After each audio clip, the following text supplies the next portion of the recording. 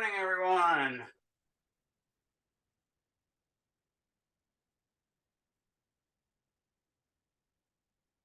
Like all of you finding how to get here. Good morning, everyone.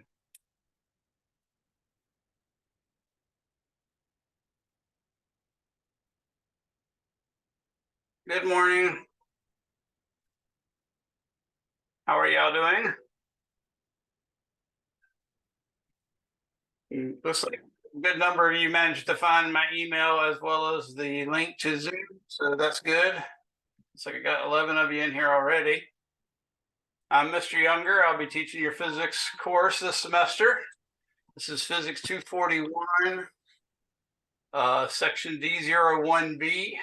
The syllabus, I'm actually having a little bit of difficulty. Everything should be finished by today, as far as putting up syllabuses and stuff like that. But right now I'm having some difficulties getting it all done on time. Eddie, go ahead. Do you know, is it possible, are we allowed to have the other lab? I know there's a Thursday 7 p.m. lab that would work much better for me. Is it possible for me to switch to that? Uh, in general, the courses are not supposed to switch back and forth, but currently the enrollment looks like you could do that even officially if necessary. But what I've been telling my students, if they want to attend the other lab as opposed to the one that I teach, then they just need to clear that with their instructor and attend accordingly.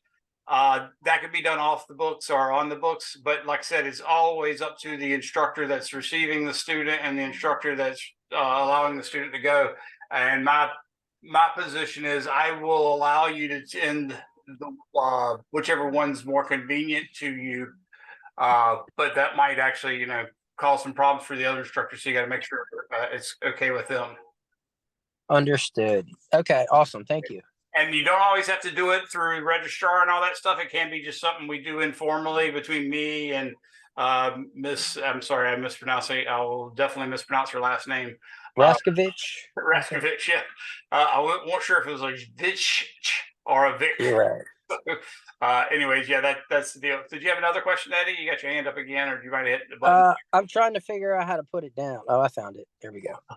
I don't know either. So. Anybody else have any questions? All right, so today we're actually technically in lab, and this is the lab for me. Now, what I was saying about not getting stuff done, it's mostly because, and you can see I've got quite a bit of stubble growing. I had major surgery like 2 days before Christmas on Wednesday, actually more than 2 days. It was Wednesday before Christmas. I had surgery to replace my replaced shoulder. So I already had a prosthetic shoulder in there. I'd had it for about 7 years, and it suffered what my doctor termed catastrophic failure. So he had to go back in, pull pieces out, pull out bone, remove bone, add bone. I had to add some cadaver bone and all sorts of cool stuff in there. It's a really exciting time. Got a huge scar, but luckily I was able to lay it right on the older scar. But the big deal is I've been, since that time, limited on my ability to drive, my ability to stay awake, all sorts of cool stuff. So I just have had a hard time getting everything done. And since I'm still not supposed to be driving, we're at least going to have this week and possibly next will be a Zoom style meeting for your lecture and your lab. I know you did not sign up for a lecture online. You signed up for a face-to-face lecture. I apologize for that. It's just that's pretty much the only way I could do it without just getting you guys a substitute, which I could get, but that's a lot to ask of a substitute. And to be honest with you, it's a lot to ask of the students to accept the substitute, because the substitute that I have to get would have to have been someone that I'm not that familiar with. I don't know whether they're, whether they think the same things are important that I do and that sort of stuff. So if you'll just bear with me for this week and maybe next, we'll be back to normal and attending class. So does anybody have any questions about that aspect? All right, so I did announce that I will be posting your syllabus and all the course documents and all that good stuff. So for instance, one of the things I use copiously is my YouTube channel. This is where I've posted a lot of, actually a whole butt ton of lectures from 241, 242, as well as from astronomy courses and stuff like that. And I've also posted just problems, which are probably the better thing to look at. The whole lectures are obviously quite long. I've got some from the summer, and that literally means be a 3 hour YouTube video, which I don't know too many people that want to watch a 3 hour YouTube video. I would say pick and choose, look for the derivation that interests you, and maybe skim through it or something like that. But other than that, I've got a lot of them that are usually less than 20 minutes, and those are ones where I'm just solving problems. And I wish they could be shorter, but as what I've discovered is, in order for me to explain it in as much detail as needs to be explained, I rarely get to solve even some of the simplest physics problems in under 20 minutes. So that's what you want to look for on my YouTube channel.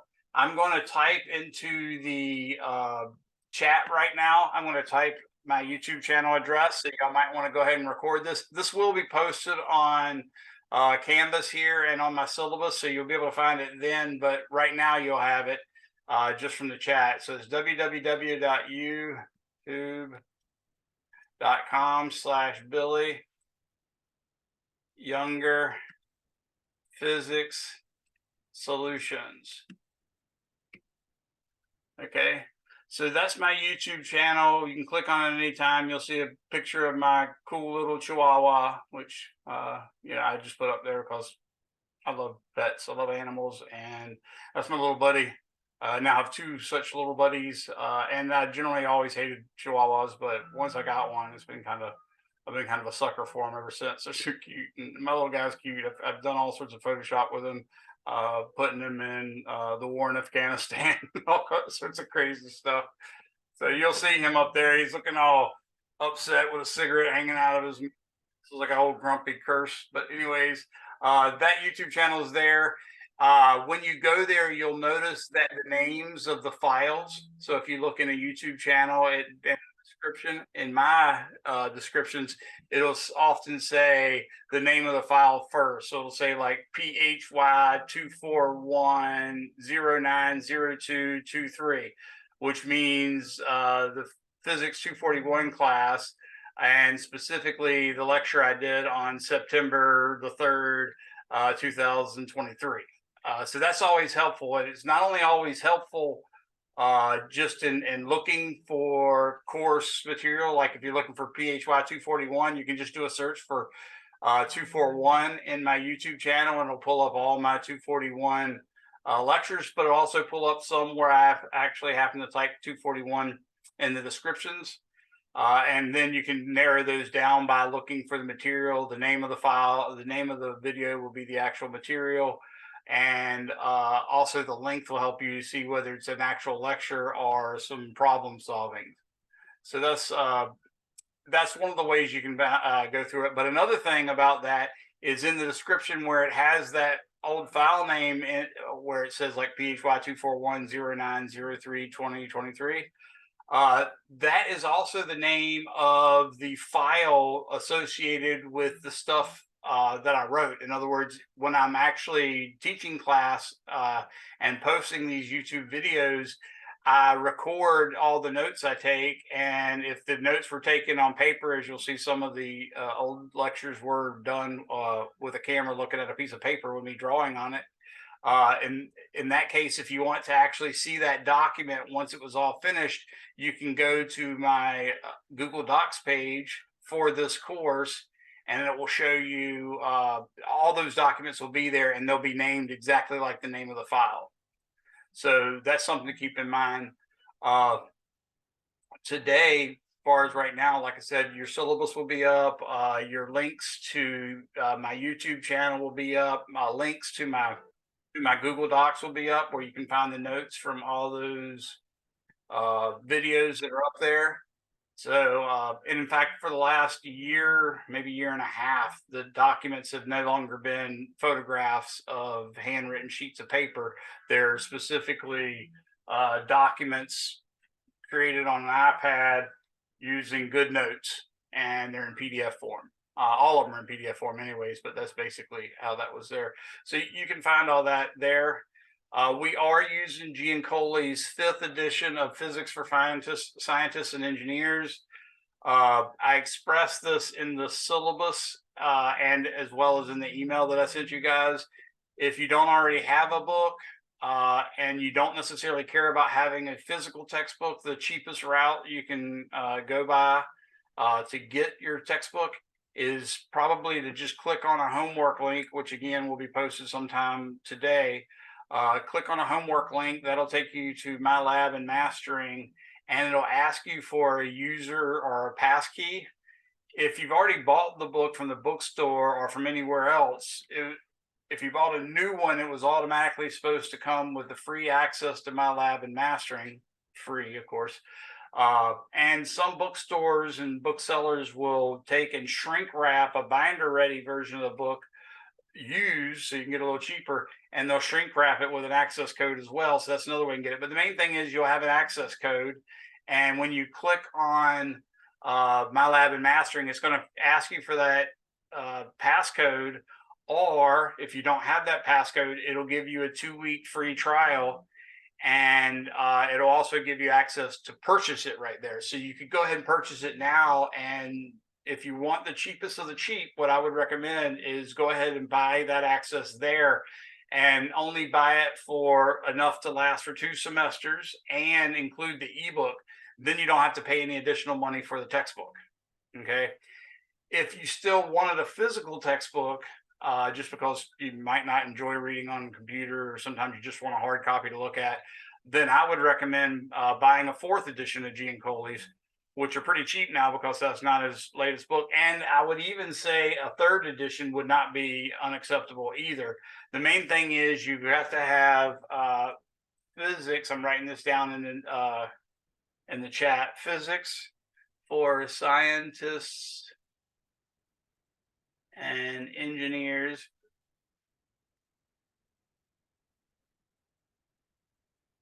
with modern physics. So that's the actual title of the book. The author is Giancolli. The edition is the 5th edition. But like I said, if you buy a access code from the My Lab and Mastering website and tell them that you want the ebook, then that's all the book you'll need, period. But like I said, if you still wanted a physical book, then you can go back and buy the 4th or 3rd edition.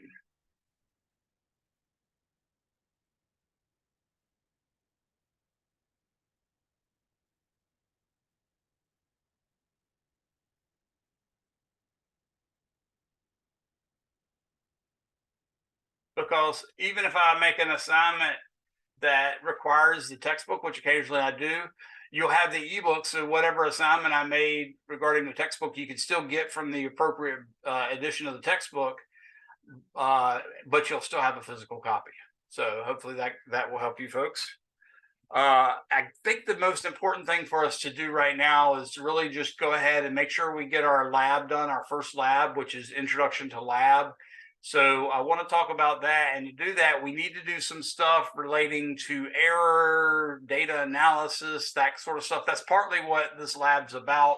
So what I'm going to do is I've already posted the lab. You'll see that in week 1 module in Canvas. But you can go to that, open that Word document up, and that's what you're going to fill in. In fact, the whole semester, what I'm currently planning on doing, and you'll see this in your syllabus as well, is each week we'll have a lab. And when you go to that lab, you will see that there's an actual lab document in the week for that lab. And that document's in a Word format, so you can download it and open it in Word on your home computer. And if you don't have the latest, greatest version of Word, you're wrong. You actually do. You just have to get it from TCC. In other words, being a student at TCC allows you to basically run the entire Microsoft Office suite, which includes Excel, it includes Word, PowerPoint, all sorts of other things. All of that's included, and you get it for free as long as you're a student here. So you can use that version of Word to open up that lab. And then what I want you to do during the lab is actually record your data directly into the lab. One rule that I have to get you to adhere to, though, is anything that you enter into that lab, you need to do it with a different color font other than black. I highly recommend like a blue color. I highly do not recommend a red color or a yellow color. If it's hard for me to read, I might just give it back to you and tell you to redo it, or I won't grade it. Okay, so make sure you do that. Like I said, I recommend a not a really light blue, but like a medium blue, and not so dark of a blue that it looks like black. That would be a problem too, but not so light of a blue that it's hard to read. But like I said, any color will do. If you have to actually insert photographs or handwritten stuff, they're automatically obvious that you put them in as opposed to coming with a lab. So you don't have to worry too much about that. But that's the way our labs are going to be worked throughout the semesters. You're going to fill in that document. And then I may ask you to do some other things, like occasionally. I know once every semester I can get you to do one robust formal lab report where you type it out in the general format and all that good stuff. Yes, thank you for my the compliment on my curtain back there. The house is a wreck still. You should have seen it last semester. It's really bad. I'm in the process of getting some custom built bookshelves in my office and in my library, which is the room across the hallway from this one. And the guy just disappeared. So I gave him a down payment. He started, he brought all the stuff here. He was installing them and then just stopped showing up. And I'm having a hard time finding anybody to do it. I started doing it myself, and that's where my bad shoulder kicked in and forced me to have surgery. So I've got a floor that's supposed to be being done. I've got bookshelves that are all supposed to be being done. And it's always going to look like crap back here for a while. I apologize for that, but I don't think it will be too distracting. All right, so I've given you sort of the rundown on most of the stuff. Another thing I want you to know is whenever you email me, this is extremely important, or you're never going to get a response from me. Okay, whenever you email me, I need you to do the following, and I'm writing it in the chats now. Only email me from your TCC email account. That's number one. Number two, always include your first and last name in the email. And three, always start the email subject line with, I'm writing it right here. I don't want to state it because this video is going to go up on my YouTube channel, and if I put something as specific as what kind of email they could send me, there might be problems. So I'm just going to write this through here.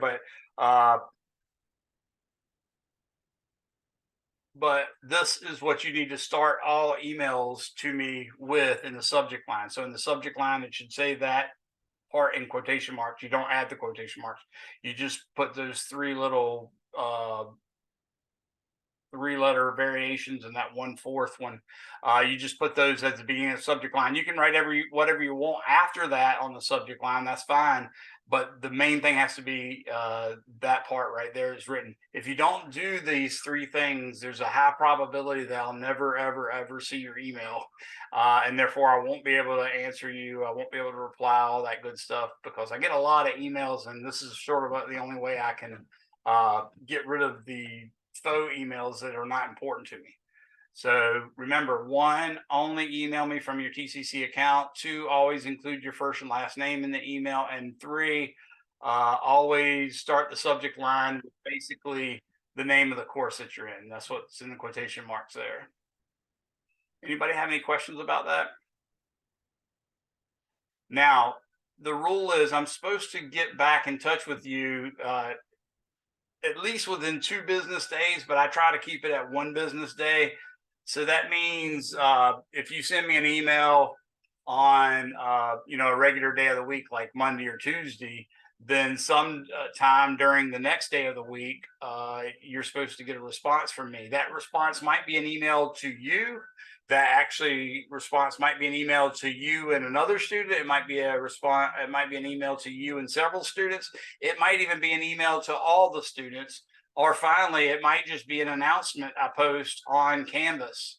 Okay, so keep in mind when you send me an email, you're not just waiting for an email response. You might actually be looking for a response to come out of Canvas, because if you're sending me an email that several people have also sent an email about, then I wouldn't want to send out 20 different responses to the same question. So I will do it by sending one email to all of the people, or by posting an announcement on Canvas, and then that announcement is supposed to be emailed to you. So that's what you do regarding expecting a reply from me.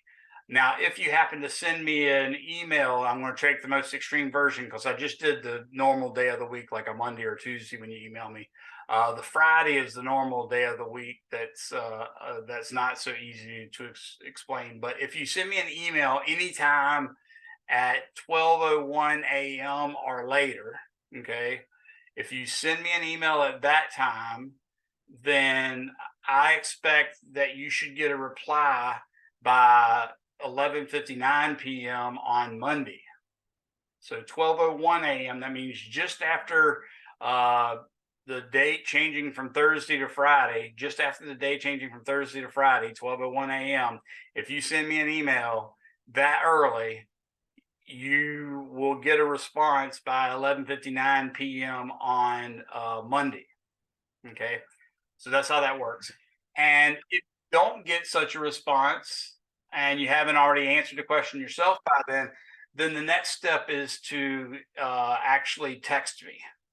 And obviously, I don't want to put out my personal cell phone number in this video and then have this video on YouTube. So I'm getting ready to type the phone number in in my actual chat right here. So here's my phone number. You'll also see it in my syllabus. But you guys, if you don't get a response from me in that 1 day interval, like I explained it, then you should text me and include your first and last name and the course you're in.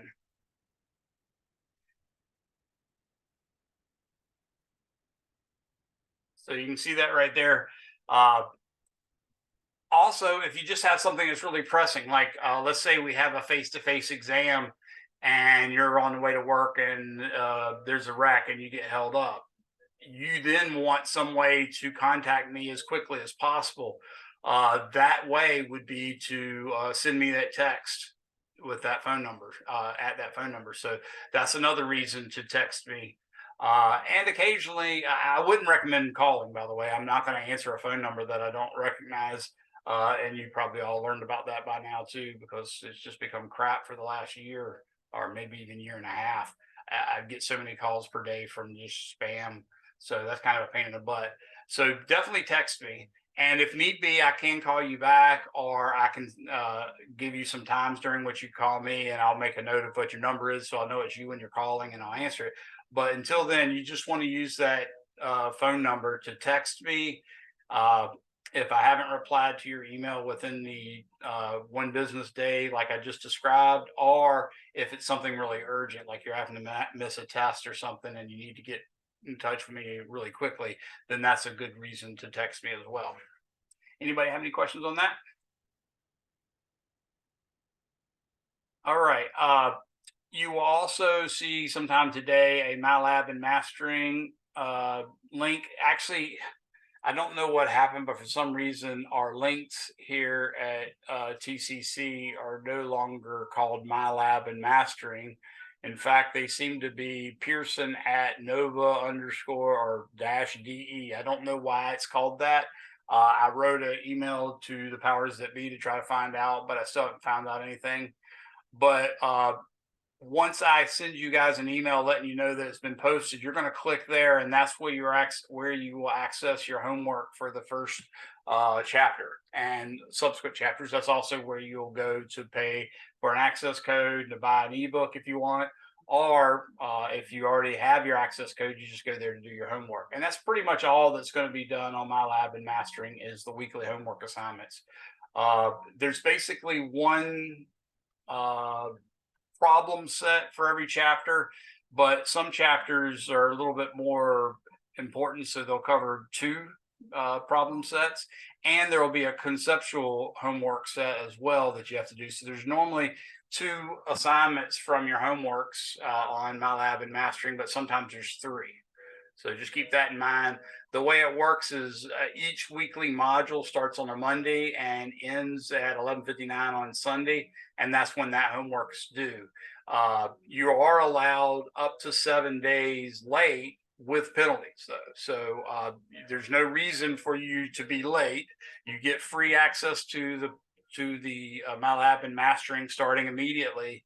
Even if you don't have the passcode, they give you a free 1 week trial or 2 week trial, so you can access that immediately and do your first homework immediately, no matter whether you have the passkey or not. So you're not going to get any reprieve for doing the homework assignment late. Just get it done on time. If you don't, there's going to be points taken off, and I'm not going to change that because there's no problem that could come up that would make it not possible for you to do it. So make sure you get chapter 1 homework done by Sunday, 11:59 p.m. of this week or next week, however you depend to count on Sunday. You know, most calendars recognize Sunday as the first day of the week as opposed to Monday. But what I'm saying is 11:59 p.m. is the end of this week's module. So that's when that homework assignment will be due. So you'll have, if I remember correctly, this one just has chapter 1 homework and chapter 1 conceptual. So there's 2 assignments that'll be due at 11:59 on that day. Hopefully that helps you better understand. Please pay attention here. Make sure you do understand that your homework is due this Sunday no matter what. And if you don't get it done by 11:59 p.m. Sunday, you will get points taken off for late. Okay. Now I tell my daughters the same thing. My daughters had to take physics and calculus and a bunch of stuff this just last semester in their colleges, and I told them, just like I'm going to tell you, the best way to be successful at physics or math or chemistry is to try your best to do a little bit of physics or math or chemistry every day. So, you know, even if you do just one physics problem or one math problem or one chemistry problem each day, that's way better than spending 4 hours, at one time on one day.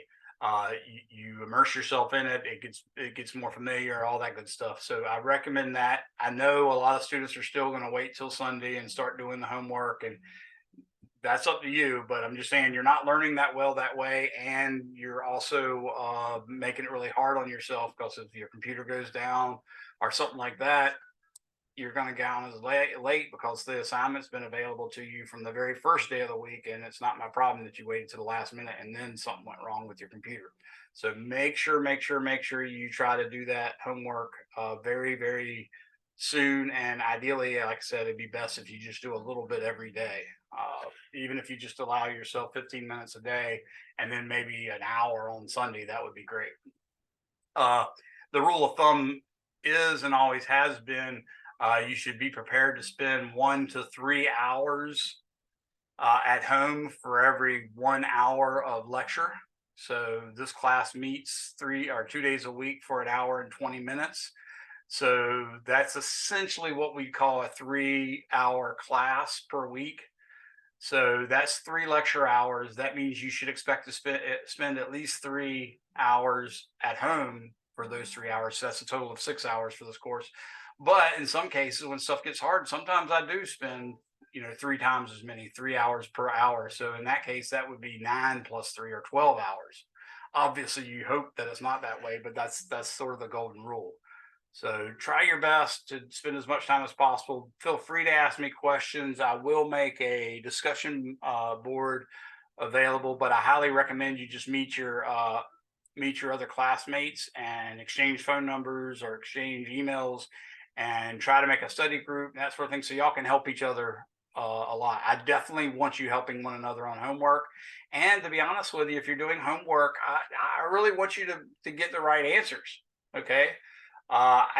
I don't care that much about that grade, because to be honest with you, I have no idea who's doing the homework assignments for you. If you're actually taking this class and you're doing the homeworks on your own, you could be, maybe you're wealthy and really busy, and you're just going to pay someone, which by the way is cheating. Okay. And maybe you're going to pay someone to do all your homework for you. I would have no way of knowing that. other than the fact that your homework grades are really good and your test grades are horrible because you failed them. Because if you don't do the homework, there's a high probability that you're going to fail the test. So with that being said, I just want to remind you that because of that, I don't know who's doing the homework, and the homework grades don't count that much, but they are important. And in fact, if it wasn't for the fact that students don't do homeworks unless I give them credit for it, I wouldn't even grade homework. I'd just give you a list of problems to solve, and hopefully you would solve at least those and maybe a couple more related to the topics that felt most complicated. So make sure you do your homeworks, make sure you do them. And when I said I want you to get them right, what I mean is I know you guys expect to get good grades. Y'all are good enough students to have completed at least a semester of calculus already. You're a good enough student to be in a calculus-based physics class. So that means you're upper echelon students in terms of talents and things like that. So I know you're very conscientious about your grade.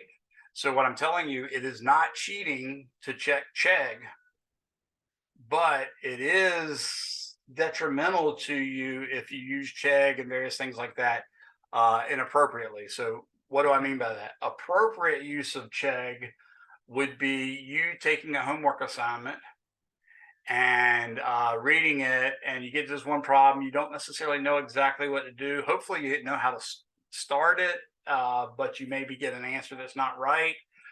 That's the ideal scenario. But the main thing is, once you get that answer and it turns out to be wrong, what you want to do is figure out what you did wrong and what you did right. So that's a good time to look it up on Chegg or something like that, see how they did it, study it, see if you understand it, and then completely close off Chegg and try to solve the problem again. In fact, try to solve the same problem again, because the next time you do it, it might actually have slightly different numbers. But try to solve the same problem again, or the one that's in Chegg, with the Chegg solution closed, so that you're doing it not from memory as much as from what you learned by reading how the problem was solved. If you go into a homework assignment and read the question and make little or no attempt at solving it and just look it up on Chegg, that turns out to be a really bad outcome. We did a study when I was at Chapel Hill. We had these students that were very disciplined in that when the solutions were posted. So at that time we had 300-400 students in a physics 241 class or a physics 242 class. So we did not attempt to grade homeworks in most cases. So we would assign homework, and then after that was assigned, we would post up what we call model solutions for each of those problems. And what we realized is a certain fraction of the class would just pop up throughout the week and sit right outside of my office, which is where they had posted the solutions. And they would just copy the solutions for all the problems of the homework. And they do that. But I was like, they haven't even had time to try the homework problems yet. So we started to monitor that. And what we discovered is those students on average did around 12 points lower than the students that we didn't see there. In other words, in the students that actually tried it and maybe then looked at the solution.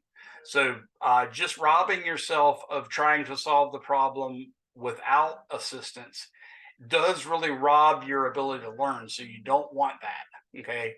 Use Chegg, but use it appropriately. Again, read the problem, attempt to solve the problem, review your notes, look at what equations are relevant, try to look for the equations that relates the terms that you have to the terms that you don't have, plug and chug into that equation, solve for the appropriate term, and see if that's the right answer. If it's not, that's when you want to go and look at someone else's solution and see if you can figure out what you did wrong. It might have been an algebra mistake. It might have been that you used an equation that wasn't valid. That's part of the reason that I do a lot of my derivations as opposed to just letting you read them in a book, is because the derivations are binding on the fact of exactly what conditions must be true for you to actually apply the equations that I'm deriving. So definitely that's the way you want to use it. You want to attempt to solve the problem. If you get it wrong, then you want to look at someone's solution. Then you want to close that solution, attempt it again. If you make another mistake, you want to look at that solution again, close it, try it again. And probably at that point, if you make yet another mistake, then you probably want to start getting help from your peers or me. Okay, that means if you're spending like over an hour on one problem, there's a good chance that you've screwed something up. It's not supposed. None of these problems are supposed to take that long.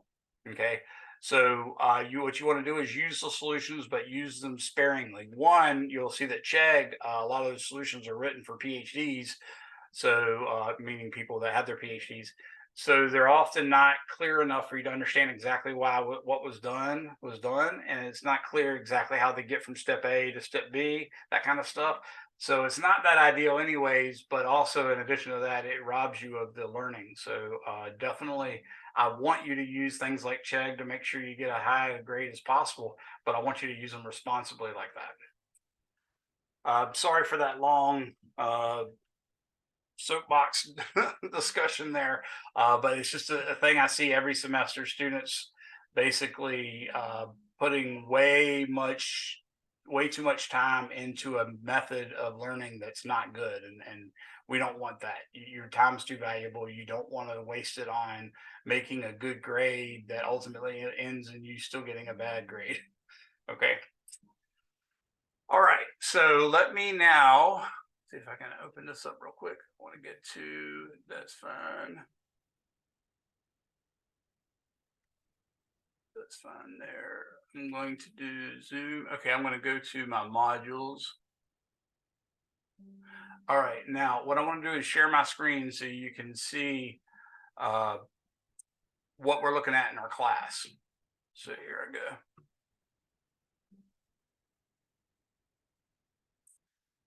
Okay, what you see here is all that I posted. Now, normally, because I'm not in student view, normally when I open up my stuff, you'd see a bunch of stuff here. But like I said, I had surgery, so none of this stuff is up as well as I'd like it to be. I'm going to be working on that today, all until about midnight tonight. That should be all ready. But you'll normally have this area. You're going to have the Zoom meeting links that you see here. These are called modules, these little gray boxes with the things under them. And it allows me to put in things like assignments or quizzes or files or pages, or I can even put a discussion forum there. I can put a text header. I can put a link to something on the internet, or I can put a link to an external tool, which is a lot of homework type things that various publishers make. That's the kind of things I can put there. But the main thing is you see that each week you'll have something like this. And in that week, there will be links to homeworks. And in this case, you see the only thing I have right now is sequence one, lab one, introduction to lab.doc. Remember, .doc and .docx are Word documents. So this is what will normally be here, and you can see it's due at 11:59 p.m. Sunday, January 14th. So in here, I'll have a link to homework chapter 1. In here, I have a link to homework conceptual chapter 1 as well. And sometimes I'll have other stuff, like I'll often put in links to very specific YouTube links, either to my YouTube channel or to others. So that's what'll be there. If you, there will also be an area up here where there will be various links to other courses that might be helpful and stuff of that sort. The main thing is this is where your modules will be, and each of your modules has your homeworks, the day that they become available, as well as the day that they're due. Because if they're in here, unless it explicitly states otherwise, they're always going to be due on this last 11:59 with this last date on your module. So that's what that's for. If you look over here on the left-hand side, you'll see a link to syllabus. I haven't really worked out how to get that to work as nicely as it should. So normally you'll have important links. There'll be a module up here that says important links and course documents. That's where my syllabus will be, and it'll be like in a PDF format.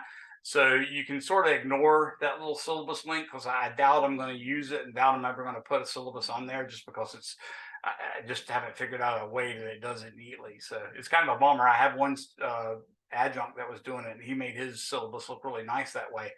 Every time I've done it, it's turned out to be crap. So I just put mine in as a PDF document in the important links and documents module. This is the link to your homework set. So it'll be there. Right now, there's nothing there, but if you clicked on it, it's supposed to take you to My Lab and Mastering. You see My Lab or Modified Course Mastering. And what you do at this point is you say Get Started.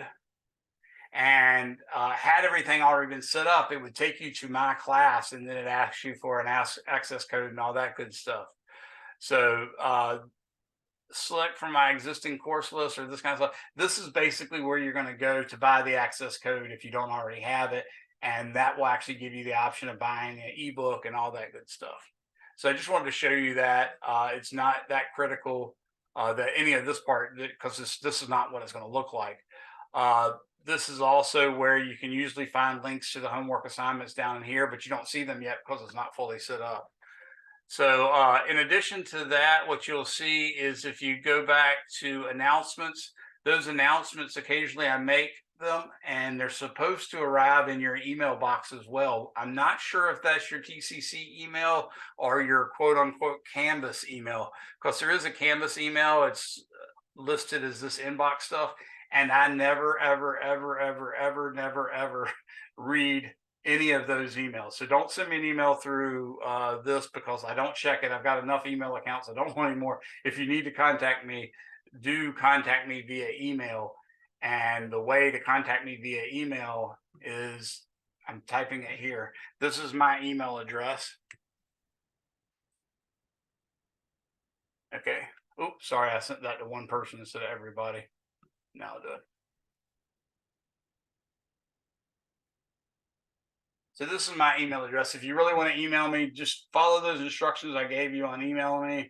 Email me only with your TCC account, include in the email your first and last name, and then start the subject line of that email with our course name, which I wrote earlier as well. It's got to start with that. Even if you click on an email I sent you and then hit reply, I'm probably not going to see that reply, because you have to take the time to erase the fact that it's trying to reply to that, or just to click to the left of it and put in that thing that I told you to list as the first part of the subject line. Okay. Your grades can be found in this grades link. You can purchase course materials. This is like a link to the student store, that sort of thing. There's also a lockdown browser. We will have probably some online tests. And one way I can give an online test and not have it be riddled with cheating and stuff like that is to use the lockdown browser and respond to monitor, where it watches you with a document camera or a webcam. So that might come in handy. You will need it definitely if we do like a midterm or something like that, and you want to do it online, that would be the way to do it. Otherwise, our face-to-face tests will probably happen in our labs. Yes, Michael just asked, to have a preference between email or Canvas messages. That's what I was saying. Don't send me a Canvas message ever. I'm never gonna read it. I have probably every email anybody's ever sent me from Canvas is still sitting in there, never been checked. So yeah, only email me at that email address I gave you. Never send it through the through Canvas messaging. Okay. So that's about it.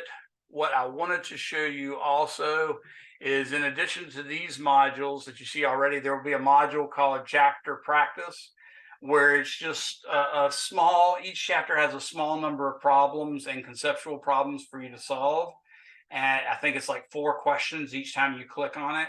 And if you click on it again, you'll get a different set of 4. If you click on it again, you'll get a different set of 4. You can do it over and over and over again.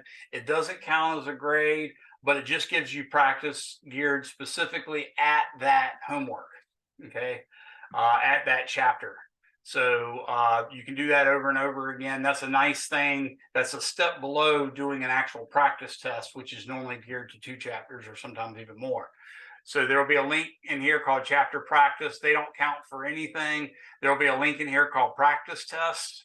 The way I work out my syllabus is that the practice tests are optional, but I do take your final practice test average, meaning I take your highest score on each of the practice tests throughout the whole semester. I take the highest score of each of those and I average them all together. And then I divide that score by 100, or excuse me, by 20 basically. And that number of points is added to your course total. So for instance, if you did every practice test, every one of them, you didn't skip any of them, and you got 100 as your highest score on each of them, then you would actually get 5 points added to your course grade. That's a half a letter grade. That's a really big deal. Not only that, the practice tests are made from the same banks that I use to make the actual tests. So you'd be crazy not to take them. Okay. So that'll be another module. It'll be called practice tests. And then sometimes there's two modules, sometimes there's one for tests. Sometimes I'll make an online test module where all the online tests will appear, and then a different module for the face-to-face tests, which are usually like a midterm and a final. Okay. The deal is the face-to-face tests are really the most important thing of the whole semester in terms of your grade. It's usually on the order of 55 or 65% of your course grade is your midterm and final exam average. Sometimes I'll do two midterms and a final. That allows me to drop the lowest of the two midterms, and then your grade only equates to the highest of your midterm plus your final. So that's just something nice I try to do, because what you're going to see is you'll do a lot of online tests that you're allowed to use open book, open notes, and all that good stuff, and you'll get really, really good grades. And then the first time you take a face-to-face test, you don't get a good grade. In fact, the average is normally on the order of 92 to an 88 for all the online tests. And then the average for the first face-to-face test is often 54. So that's a bad thing. That's almost always a result of the student leaning too much on Chegg and leaning too much on Google searches and stuff like that. If you're doing it too much, you're really robbing yourself of the chance to learn. So don't do that. All right, so that's the end of what we have to do here. Let me get you started on this lab. Now, normally if we do a lab via Zoom like this, I'll have breakout rooms and I'll group 3 of you together and randomly, and then you'll be a lab group and you can always come back and report to me. But let me open this lab document up and show you what we're going to do. Okay, so this is the first lab, and notice it first talks about significant figures. You're going to see on here I have some significant figure stuff in my links, as well as in some text documents, as well as on my YouTube channel, and I think those discussions are way better than what's going on here, even though this is still pretty good. So there's something called sig figs. That's sort of the lowest level of tracking your errors when you take a number that you measured. A measured number always has error associated with it, period. No way of getting around that. However, if you take that number and you multiply it by 2, what's the error in that result? Or if you take that number and you add it to a number that was also measured, and then maybe you take the sign of another number and divide the product of those first two by that sign, what's the error in that, or how much error is in that final result? That's called propagation of error, and sig figs is like the lowest version of how to do it. And by lowest, I mean the least effective, the least appropriate, the least accurate, and the least difficult. Okay. There is, in fact, a way that actual scientists use to track those errors. I will be teaching that this semester, but that's not what this lab's about this time. So the rules that I use for doing sig figs are: 1, the leftmost non-zero digit is what we call the MSD, the most significant digit. So that's the first rule. The leftmost non-zero digit is what we call the most significant digit, or MSD. If there's a decimal present, then the rightmost digit is the LSD, the least significant digit. The LSD, if there's a decimal present, is the rightmost digit, period. Okay, that's the least significant digit. But if there isn't a decimal present, meaning you didn't physically write the actual dot for the decimal, then the rightmost non-zero digit is the least significant digit, or LSD. Everything between the MSD and the LSD, including the MSD and LSD, are significant figures. Anything other than those are insignificant. So you can see numbers like this, 225 or 2.25, 0.0000, all that stuff. Since that decimal is there, we know that the rightmost digit, period, is the least significant digit. This ellipsis makes it a little bit ambiguous, but if you pretended for a second that ellipsis wasn't there, then this zero right here would be your least significant digit. The leftmost digit, period, is your most significant digit. So that's this 2 over here. So you'd see I got 1, 2, 3, 4, 5, 6, 7, 8, 9, 10, 11, 12, 13, 14, 15. So that number would have 15 sig figs, or significant figures. If I gave you a number like 2500, let me see what everybody's talking about, 2500. So everybody see that number? If I gave you that number, the MSD is equal to, you guys had to try to guess what the most significant digit is. I'm going to type this answer in here.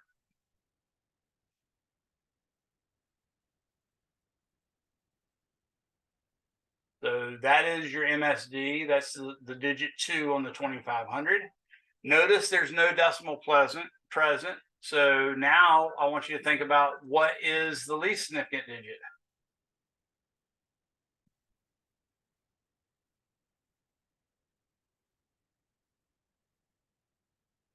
Okay, hopefully y'all got that right. So 2500 has only 2 sig figs. Okay, everybody see that? That's because there wasn't a decimal present. Now watch how I can change that just a little bit. I can say 2500 point. That makes all the difference in the world. That little dot on the end now dictates that your MSD is the 2,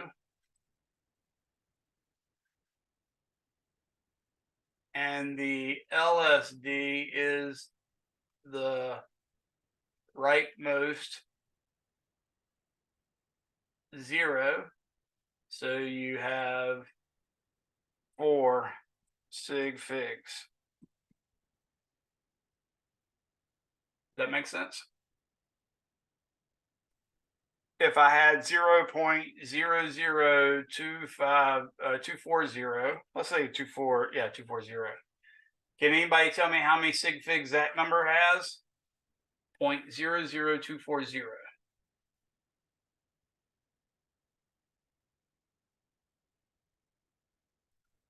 Yes, it has 3 sig figs. Okay, remember the leftmost non-zero digit.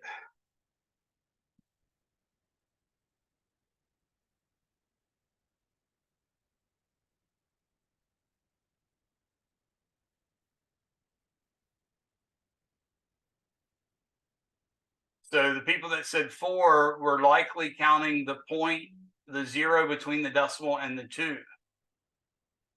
But the most significant digit is in fact the 2. And then since there's a decimal present, the rightmost digit is the LSD.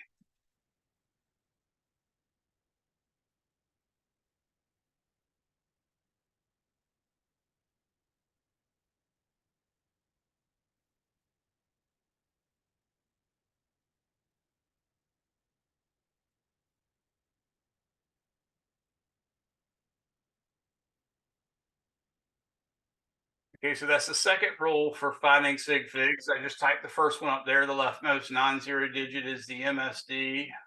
If there's a decimal present, the rightmost digit is the LSD. If there is no decimal present, then the rightmost non-zero digit is the LSD. That's the third rule. And then in addition to that, we have to have this rule, which says the MSD, the LSD, and all the digits between are significant.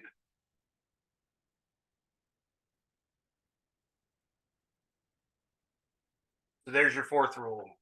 The MSD, the LSD, and all the digits between are significant digits. So that's what significant digits are. They're supposed to be representative of the numbers you took the time to measure.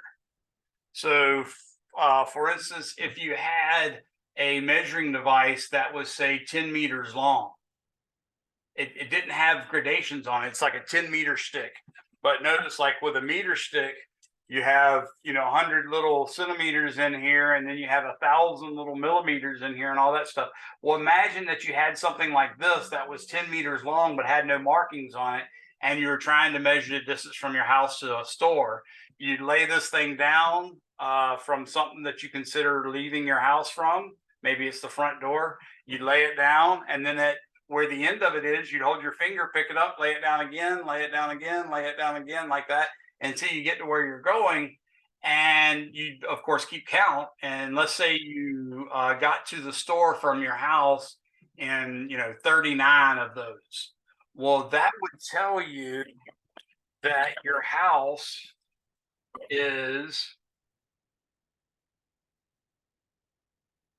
39 or 390 meters from the store. Okay. Now notice that zero there, that's in the ones place. If I'm using a quote unquote measuring stick that's 10 meters long but doesn't have individual gradations, I really don't have much ability to discern a partial 10-meter segment. I could probably tell the difference between, say, half of a 10 meter and, let's say, 1/10 of a 10 meter, but I couldn't necessarily determine pretty accurately the difference between a tenth of a 10 meter segment and a 2/10 of a 1 meter or 10-meter segment. That would be kind of hard. So that means I really don't have much ability to estimate that last digit, but I would estimate it and call this 390 meters. But because I didn't measure it to the nearest meter, I wouldn't want to put a decimal place there, because that's telling you that exactly to the nearest one meter what the distance is, and it's not right. So that's what the sig figs are about. It's really about recording only the numbers you measured. Okay, you didn't measure the number of single meters from your house to the store because you were measuring with a device that was 10 times a meter long, so it just didn't work out that way. The best you could do is estimate it. So you could possibly say it's 392 meters with an estimate, but to be honest with you, that estimate's only good to plus or minus probably 0.3, or excuse me, plus or minus 3 meters, because it probably takes a good 3-meter distance for you to tell between one measurement and the next. So that's part of the reason we do sig figs. The other reason is once we have sig figs, there's certain rules that we can use. For instance, when you multiply or divide two or more numbers, the answer should have the same number of sig. I'm going to use this abbreviation a lot, sig figs, as the input number with the fewest sig figs. So there's another rule. This is the multiplication and division rule. And what it says is, hey, if I have two numbers and I need to multiply them or divide them, then the result of that multiplication or the result of that division should have a certain number of sig figs. The number of sig figs it should have is based on the two input numbers. So if I wanted to divide, let's say, just lost them out. Okay. Say I wished to divide 10.00 by 2.5. the answer would be 4, but to how many sig figs? In other words, is this number really just 4 with an infinite number of 0 decimals after it, or is this number 4.1, or is it number closer to 4.2 or something like that? Well, according to our sig fig rule, can anybody tell me how many sig figs that answer should have? Exactly, Kayla. Good job, Thwan. Good job. Looks like most people are answering. Yeah. So because the 2.5 had 2 sig figs and the 10.00 had 4, we can only round it to 2 sig figs. So when I do 10.000 divided or 00 divided by 2.5, I get 4.00000, which means I have to record 4.0. Okay. I don't know why that slash is there. I tried to erase it, but it just popped back up. So anyways, yeah, that's the way you do that. So that's the multiplication rule. Now, here's the weird part. When you're, well, actually, let me do another easy one first. If you operate, if you mathematically operate on a number, and that's a single number, then the result should be rounded to the same number of sig figs as the number you used had. Now that sounds very complicated, but what I mean is if I did the sine, for instance, of 2.5 radians,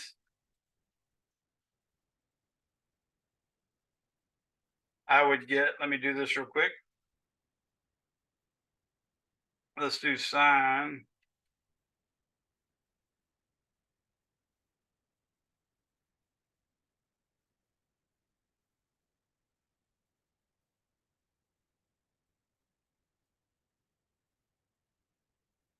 I would get 0.598470452 dot dot dot.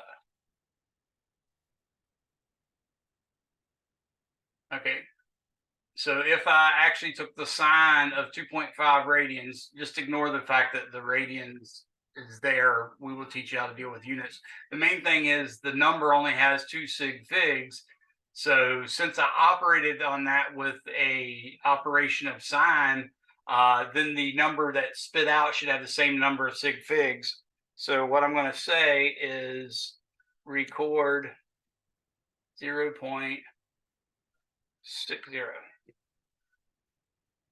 Does that make sense to everyone? Same thing with a logarithm. If you took the log of a number, then however many sig figs you put in should be how many you get out, that sort of thing. So that's really the 2 rules that use the sig figs. One, there's a sig fig rule to tell you how many sig figs there are. That's the rules 1 through 4 that I gave you. Then we use sig figs to determine the number of digits in multiplication and division. And then we use sig figs to determine the number of digits of sig figs on the output of a sine or a logarithm or a cosine or e to the x or any of that kind of stuff. Okay. The last rule that we need to learn is what about when you add and subtract? Okay. Here's the rule. I'm going to type it and send it in the chat. When you add or subtract 2 numbers, the answer should be rounded to the precision of the number with the poorest precision. Okay, when you add or subtract two numbers, the answer should be rounded to the precision of the number with the poorest precision. So for instance, if I wanted to add 10.00000 plus 2.5 or 2.50, you would get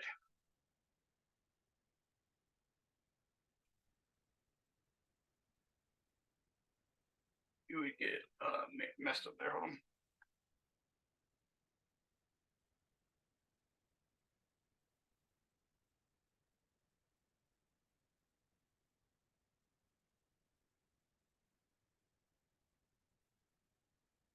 Okay, so if I added 10.00000, notice how I space those numbers. When you have a long string of identical numbers, especially zeros and ones, you want to put them in pods of three like that. Even if you don't do it the correct way, there's a way you're supposed to group. It's supposed to be the first three, the second three, the third three. Even if you don't do it that way, as long as you have them in groups of three, it's easier for me to count. So make sure you do that. But notice the 10 had basically 1, 2, 3, 4, 5 decimal places, whereas, oops, I made a mistake there. Whereas the 2.50 only had 2 decimal places.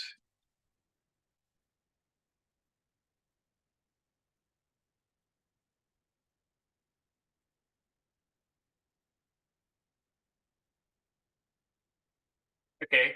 The 2.5 only had 2 decimal places. So the one with the lowest precision is the one with 2 decimal places. And that's the number, that's the precision that the answer has to be in. So the right answer is 2.50, not, or excuse me, amen.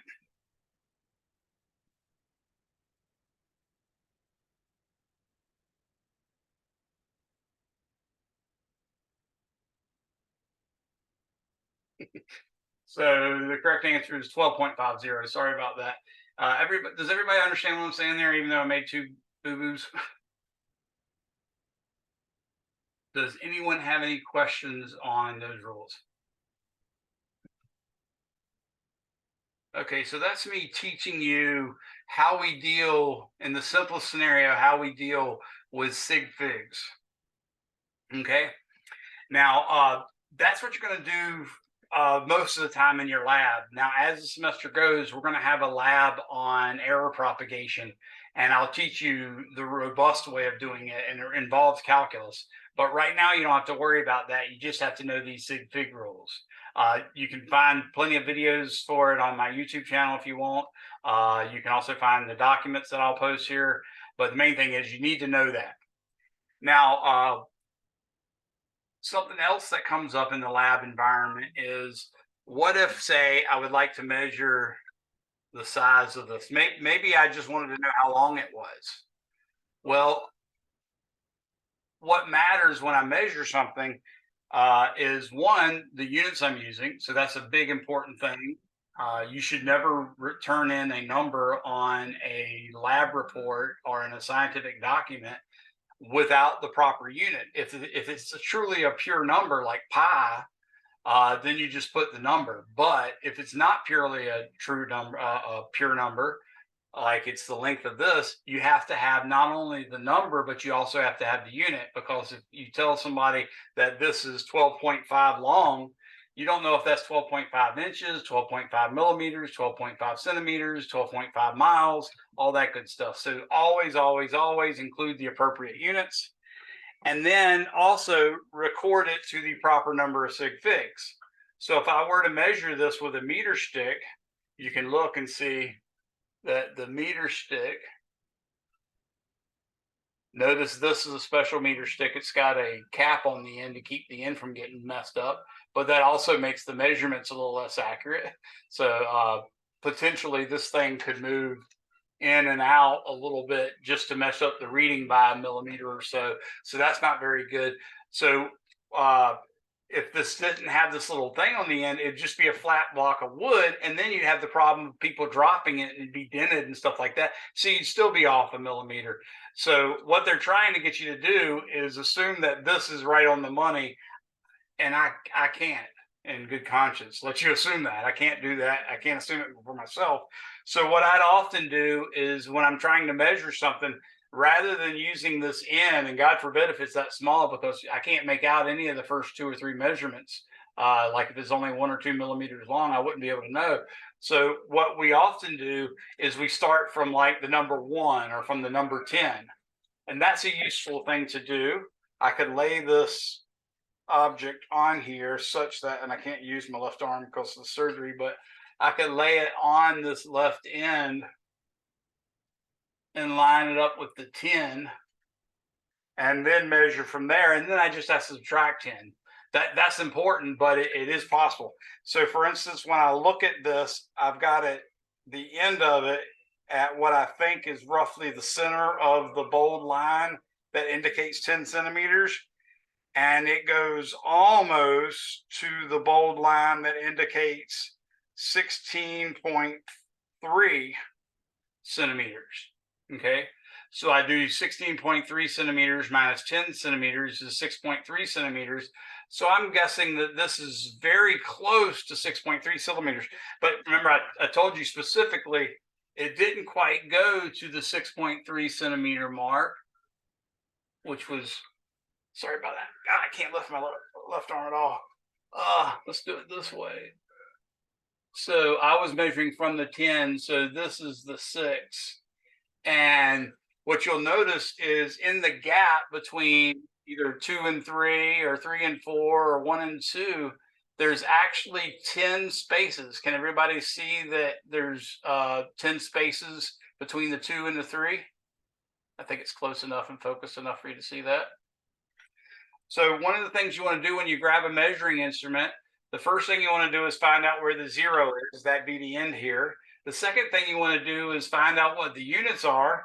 I've already told you that this is a centimeter ruler, so all of these numbers are in centimeters.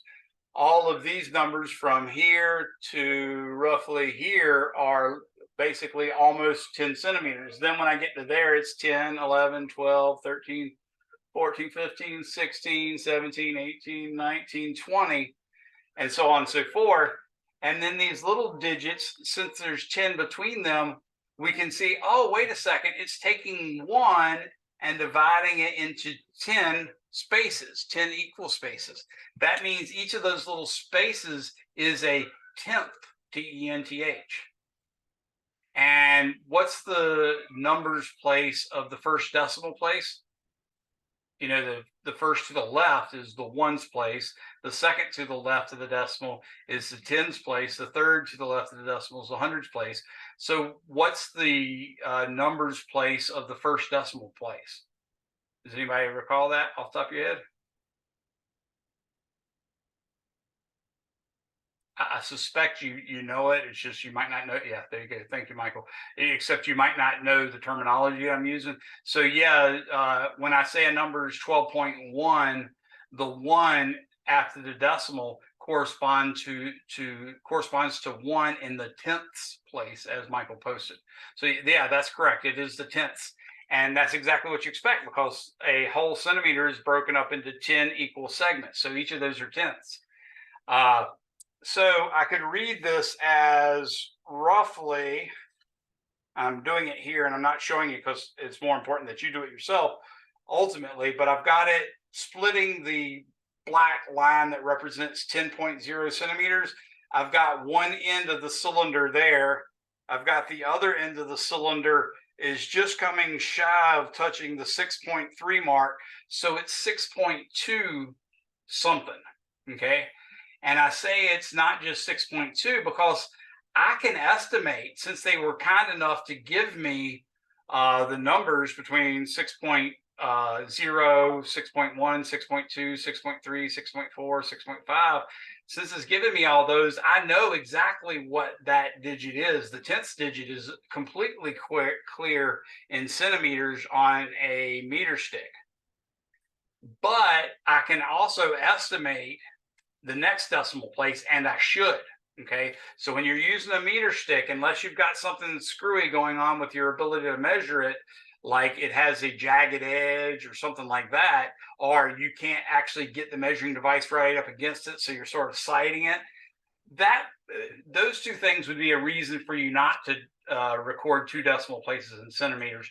But other than that, you really should always include two decimal places on a meter stick measurement, because you can tell the difference between, say, 6.1 and 6.9. I would definitely say you might not be able to tell the difference between 6.3 and 6.4, or between 6.6 and 6.7, but you can definitely tell the difference between 6.1 and 6.5 and 6.5 and 6.9 and that sort of stuff. So you definitely can make a guess at that digit.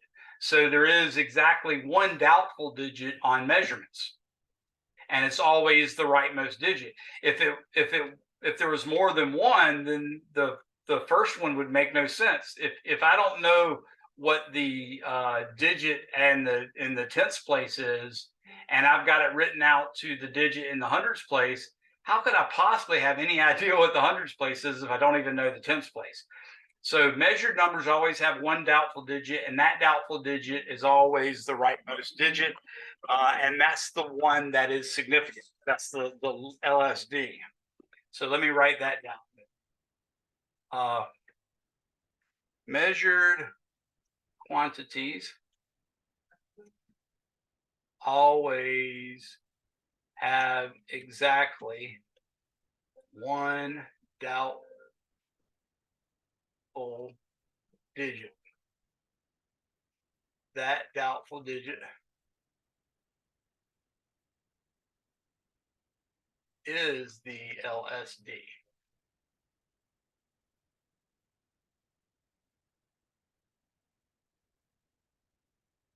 So measured quantities always have exactly one doubtful digit. That quantity is the LSD. So even if you're measuring something with an electronic meter that just spits out a number, if it says 15.3 volts, you know 3 is a doubtful digit, and you can assume that as a bare minimum, the uncertainty in that device would be 0.1, meaning that number might be as high as 1.34 or as low as 1.26 or 25, right? All of those numbers would all round to 1.3. So when I tell you the answer is 1.3 from a digital device, unless you actually have the manual where it gives you the specifications, you've got to assume that that last digit is doubtful by plus or minus one, no matter what. Okay, it might even be bigger, like in the case where we're using a meter stick. I would usually say with a meter stick, you should have two decimal places in centimeters, and the doubtful digit is doubtful by usually about 0.2, or excuse me, 0.02. Okay, if you use vernier calipers and we're able to measure just to the two decimal places, it would be doubtful by only 0.01. But sig figs on vernier calipers give you, normally in centimeter scales, gives you three decimal places with a plus or minus 0.02. So uh, well, let's say meter stick measurements should be reported to two decimal places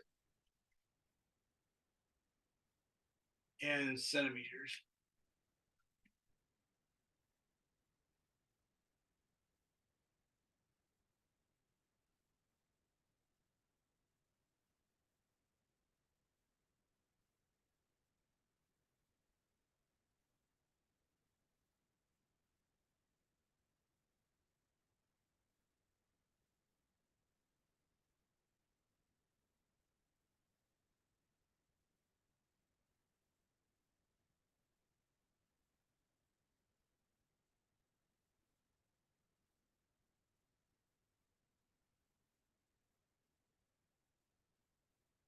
Okay, dang it, I put a slash there again instead of a decimal. So the meter stick measurement should be recorded to two decimal places in centimeters, unless the ends are jagged or some complication makes you have to sight the edge some distance away. So for instance, if I wanted to measure, I was looking for something irregularly shaped. Okay, let's take this. Let's say I wanted to measure this this end right here, this little piece. I can't quite get to that, so I'm sort of estimating across that gap what it lines up with and what it lines up with on this side. That's a complication that makes me think I could possibly write 2 sig fig or 2 decimal places, but that second decimal place has a lot more error than I'm used to. And in fact, if it's bad enough, I might even just record it to 1 decimal place. So that's what I mean by that. Another thing is if something's not perfectly square and you put it next to it, uh, like this shape right here, uh, it's a little ambiguous exactly where the end of this non-square edge is, because again, I can't quite get to it where I want to and see the other one. So that's another case where I might revert back to using just 1 decimal place in centimeters on the meter stick. But other than that, you should always be recording it, and you should always include the unit, which is in centimeters. Anybody have any questions on that?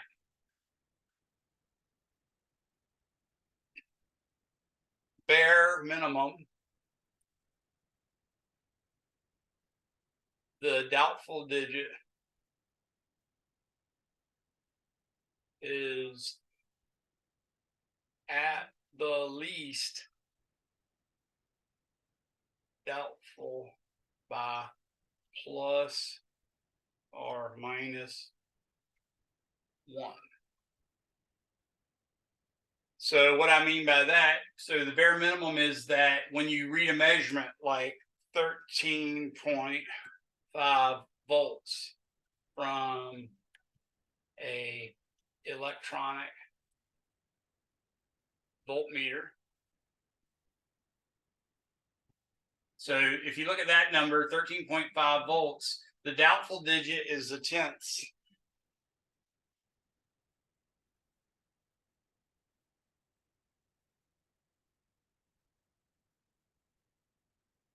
In the tenths place. And it represents a number between 13.45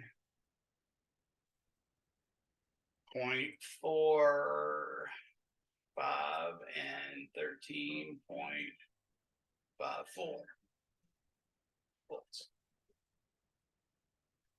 Do you see why I say 13.45 to 13.54?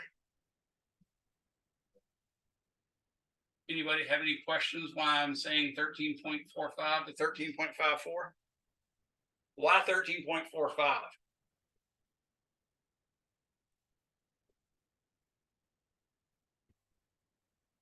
Michael has a question. Let me read this. When you say we measure to 2 decimal places, are you saying that we measure at something like 1.61 as opposed to 1.6, even though we can't get the hundredths place measuring with a meter stick?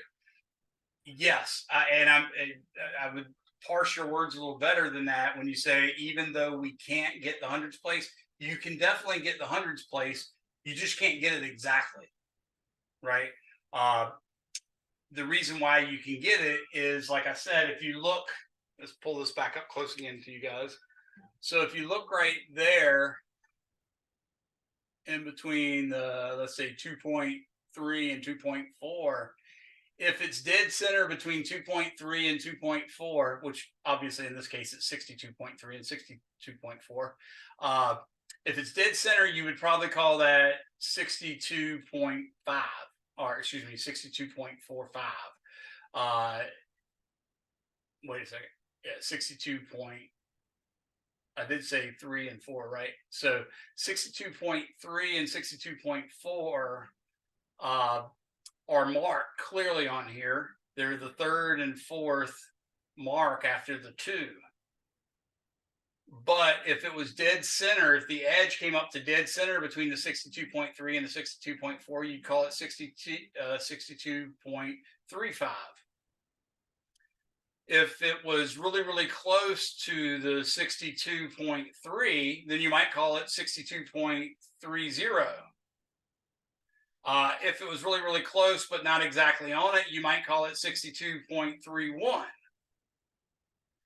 Now, if it was somewhere between those three types of measurements, you might not know exactly what it is, but you definitely know it would be somewhere lower than 62.35. So there is some ambiguity in it, but it's not as much as you think. That's why you can include that second decimal place. And now the rest of your question are you just saying the two decimal places in reference to measurement? Yes. So yeah, your first part of your answer is right. It is 1.61, and I would say the parsing of the wording that you're going for is not is not that you can't, it's that you have to estimate it as opposed to reading it. When you're actually going to individual check marks on a measuring device, then you're actually reading a measurement. Whereas if you go beyond and you're trying to estimate, then you're still reading it. You're just not, it's not marked for you. So you're having to estimate. And every measurement has a doubtful digit, again, because that's the LSD. Any questions on that? Could you give another example of that, please? Yes. So another example of how you'd measure it to two decimal places. You mean? I just mean the doubtful variable. Okay, gotcha. So uh, let me go back, because I think you might be having problems with the fundamental idea of a doubtful digit. But if I were to take this meter stick, which is good, I'm arguing to two decimal places, and I try to measure, let's say, this match pad. It's a funny match pad my mom got me. I will leave it up to you to try to decide why she got it for me. Uh, but it says you're fired, and it has one of our past presidents on it. But if you're trying to measure that, you might actually measure from the 10 centimeter mark, like I have here, and then subtract 10 centimeters later. Right now, I see, as you can see, notice that measurement almost reaches the 6, which means it's in the 5 category, but it's actually almost reaching the 5.8. Hopefully y'all can see that. See that the end's almost reaching the 5.8. Okay. So the 5.8 would be the two dash marks to the left of the 5.6, or excuse me, of the 6. That would be the 5.8, right? So each of those little dash marks are 0.1. The smallest little spaces are 0.1. And this hasn't quite made it to 5.8. So we have to call it 5.7 something. And now when I look at this, it looks to me, again, I'm trying to make sure I have the end on the 10 exactly splitting the difference. And it looks to me like I'm probably very close to the 8 mark as well. So what I'd probably do is I'd probably call that 5.5, or excuse me, yeah, 5.79 centimeters. Because it was so close to the 8, I'd call it 9. If it was a little further, I might call it 8. If it was a lot further, I might call it 5. But that's where that came from. So hopefully that helps you see that it's two decimal places. I'm still answering your question, believe it or not. Okay. So now let's imagine that I took this meter stick, and with a very precise and very fine tooth pencil, let's say a pencil that's literally 1 atom wide at the tip. And then I go in here and I divide each one of these individual spaces. Let's say, like, for instance, the space between 6.1 and 6.2.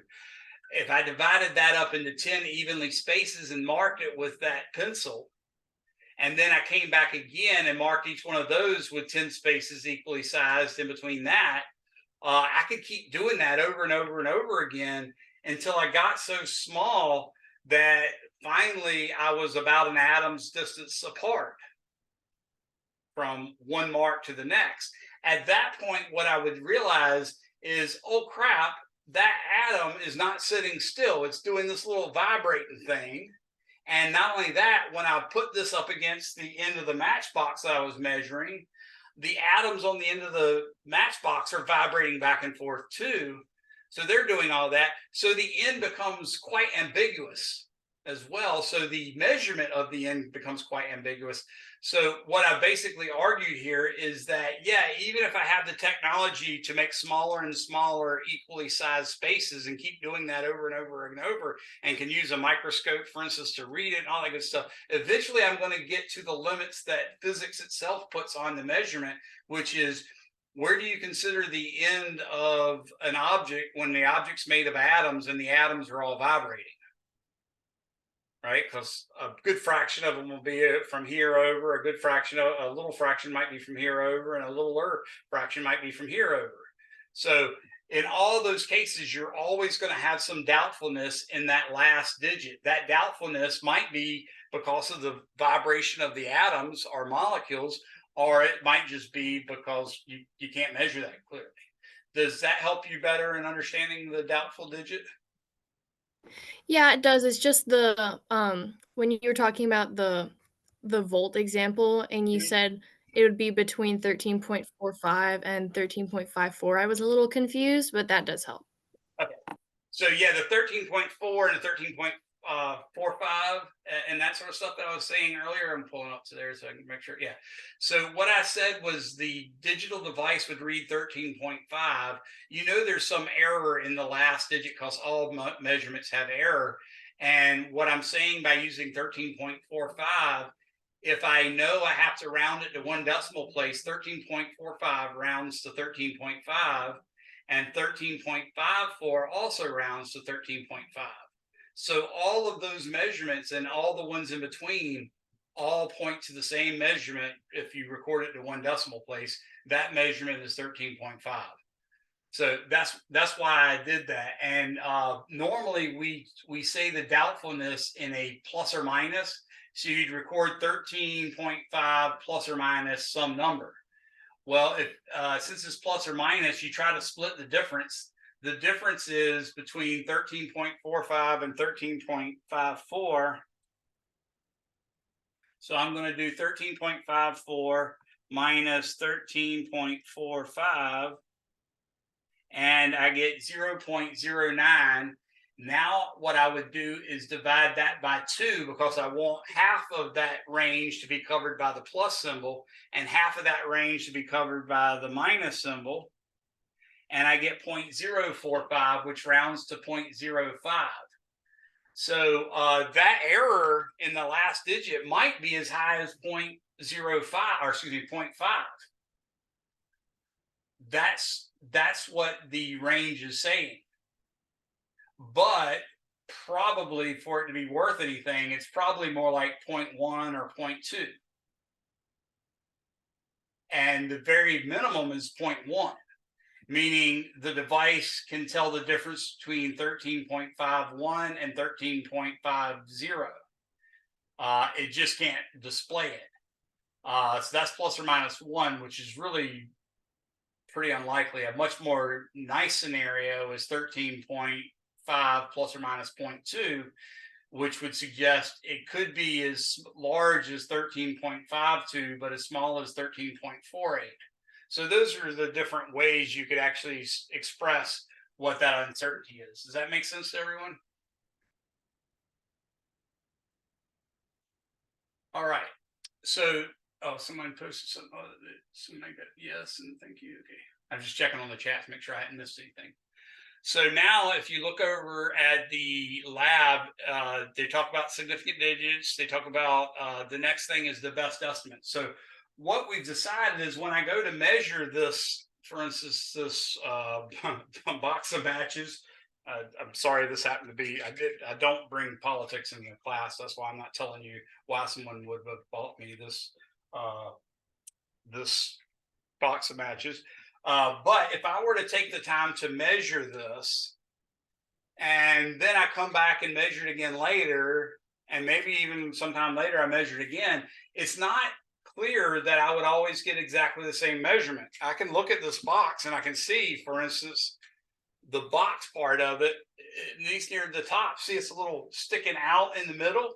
So if I measure closer to the middle, I get a slightly larger. If I measure closer to the end, I get a slightly smaller measurement.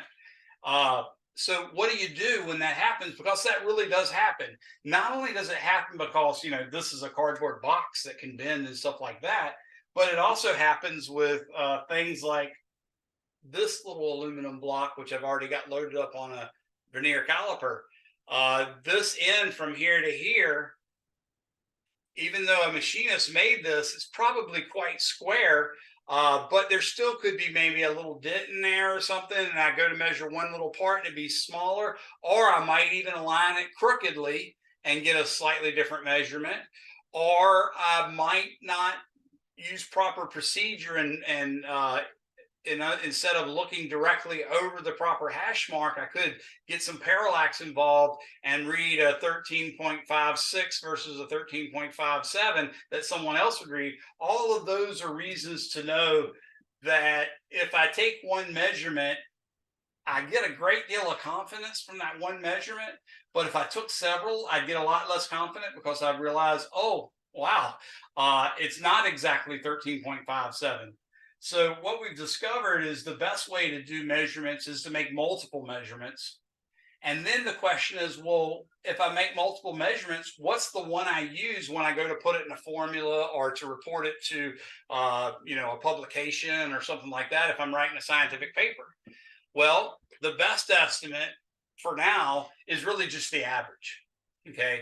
So if I took 5 measurements of this width of this block, I'd take and add all 5 of the measurements and then divide it by 5, and that would give me the best estimate. Later, we'll learn that sometimes one person measuring might not have as good a technique, might not have as good of instruments, might not have as good technology to measure as another, so that the person with the worst technique or the worst measuring devices would have a larger percentage of error than the people with the best technique. So if you really want to go up to that next level and deal with that kind of problem, then you'd take what's called a weighted average. But generally speaking, you're not going to have to do that. If you did, it would just be for one sample calculation. But in general, you don't have to take a weighted average for this class. I'm just telling you, in case you are going into a science that deals with laboratory stuff, whether it be engineering, chemistry, physics, biology, or whatever, you should know that the weighted average is more of a quote unquote holy grail than just a plain average. But if you don't have a good reason to assume that each measurement has a different amount of error, then there's no reason for you to use a weighted average. And by the way, if you did do a weighted average, one way you could do it is you take each measurement and instead of just adding the measurements up and divide it by 5, what you do is say, okay, well, the uncertainty from this one lab is 0.05. So what I'd do is I'd take the measurement from that lab, divide it by 0.05. And then the next lab, I'd take that measurement and divide it by 0.01 because that lab was much better. And then the next one would be that measurement divided by 0.02 because they're kind of in between. Keep on doing that. And then instead of dividing by 5 or however many I had, I would divide the sum of those. Remember, I'm taking the measurement divided by the error. I'd take the sum of those divided by the sum of the errors, and that would be the weighted average. By putting it in the bottom, it gives more weight to the smallest error. Sometimes people even do it instead of dividing by 0.05 and 0.01 and 0.03 and all that stuff. Sometimes they'll do it by 0.05 squared or 0.01 squared and 0.03 squared. It doesn't matter what you do as long as you're consistent. So if you use squares in the top, you got to use squares in the bottom. But that's the way you get a best estimate. The best estimate, by the way, is usually written as X in brackets like that, or X with a bar over it. So that's what you'll run into in statistics and stuff like that. So that's what the best estimate is. Anybody have any question on the best estimate? So quick question. I took 18 measurements of this one metal block. What should I do with those numbers to give me the best estimate of those 18 measurements? Shortest answer you can come up with. Average them. Very good. That's all I need. All that other stuff was stuff that's important, but it's not what you're going to be using day in and day out in our class. If you do become an experimental scientist, then yeah, you're going to use it day in and day out. But right now, we're not worried about that. Okay. Now, another thing that you like to know when you go to publish something about a experiment is you'd like to know not only what the best estimates of your results were or what the calculation was using your measurements. You also want to know how good it is. And there's different ways of doing that. You see right here, percent difference is one of them and percent error is another. Okay. Now, I cannot find a book published anywhere where it has Mr. Younger's aluminum rectangular solid that he had in the lab that's got the little smudge of black on this edge. You're not going to find that in the book where they tell you exactly what the width, the height, and the length was, right? So that means there's no standard of what's right and wrong for this block. That's the time that we use percent difference. If you have two quantities that you know are supposed to be the same, okay, then if you want a measure of how good your results are, then what you want to take is the absolute value of the difference between the measurements and then divide it by not one measurement or the other, but specifically the average of the two, because there's no good reason to argue one over the other. So for instance, if we were both trying to determine the length of this block and you said that it was 4.73 centimeters and I said it was 4.80 centimeters, okay? We know, since we're measuring the same block, that we're supposed to both be getting an equal quantity, but we clearly missed the mark, right? So if I wanted to know the percent difference, what I would do is I would take absolute value bars, which will be just a vertical bar, times inside of that, I'm going to put 4.73 minus 4.80. Now, we wouldn't expect it really to be this long or this big of a difference, but in this case, I was just showing you how big it could be. And I'm including the units. And then I close the absolute value bars. And then I divide that by, now, can anybody tell me what the average of 4.73 and 4.80 are?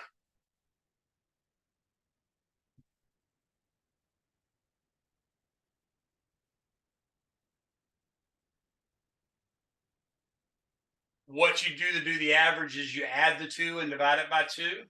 And I didn't, yeah, there you go, 4.765, which we're going to round to the same number as sig figs. Actually, no, I can keep it there. I'll do 4.765 is what I'm going to divide it by. And then I'm going to multiply that by 100 to make it into a decimal. I mean, into a percent from a decimal. So that's what I'm going to calculate for percent difference. And when I get that, I'll do 4.73 minus 4.80.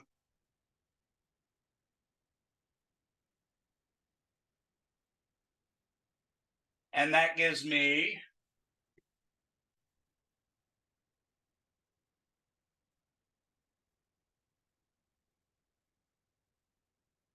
That gives me 1.46904.512, which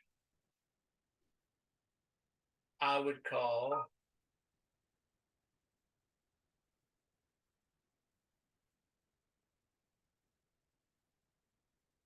R.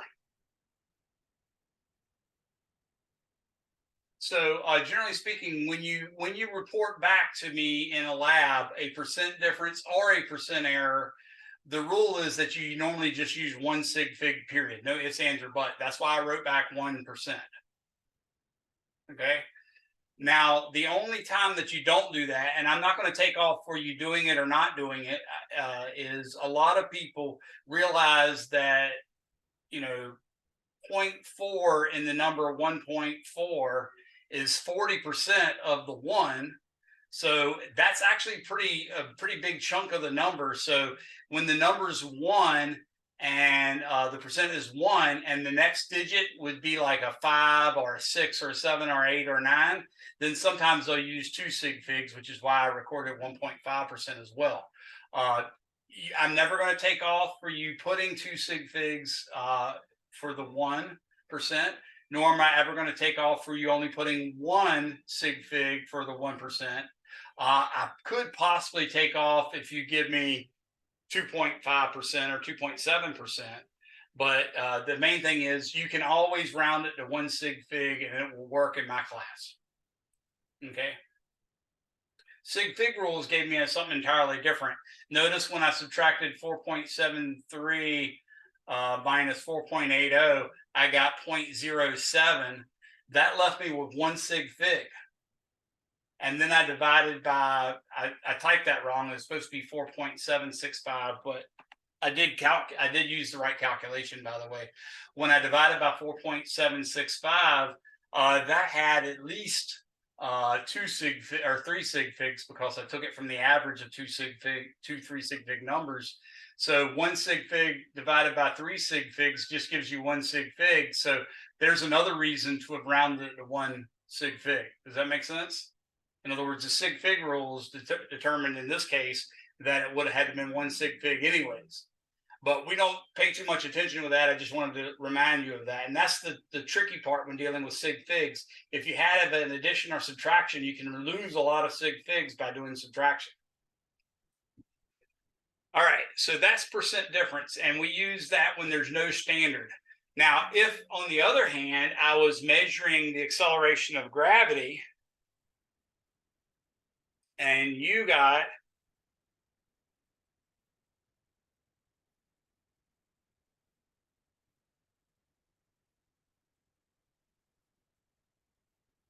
if you did an experiment to determine the acceleration of gravity and it gave you 9.83 meters per second, the accepted value you can look up in a CRC or a manual, or you can look it up on the internet, the National Bureau of Standards, all sorts of stuff.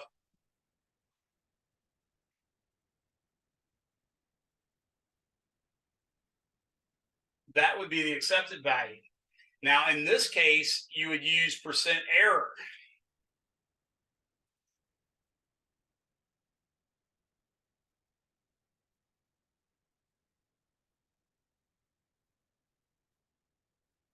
So what you do in this case is you take the measured minus the accepted. So I'm going to do the measured, which is 9.83, minus the accepted, which is 9.8. And then I'm going to divide that by the accepted. And then I'm going to move the decimal 2 places to the right by multiplying by 100. And I get 0.306. So here's the calculation I get.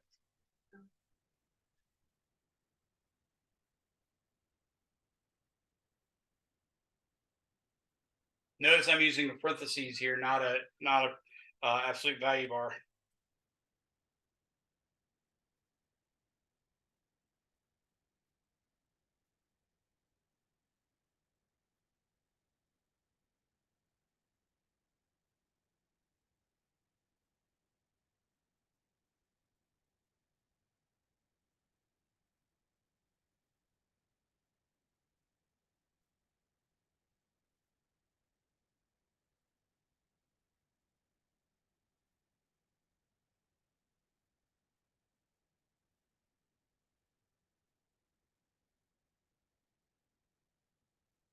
So that's what I did when I actually calculated percent difference. Again, this is a percent thing. So the rule is we just basically always round it to one sig fig.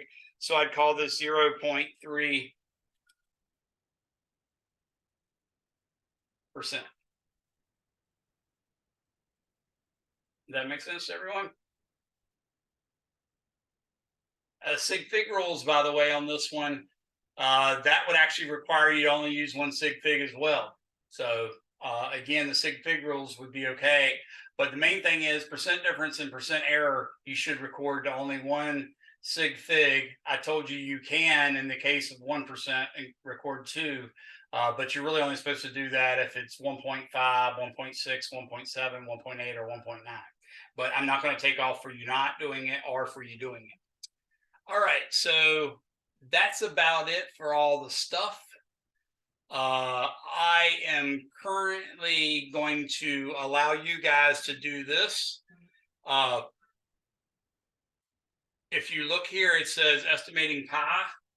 What you're really supposed to do here would be you'd find some circular objects. We actually had cans that we were using in our lab, but because we're doing this online, we're not going to do it. So I'm just going to axe that part.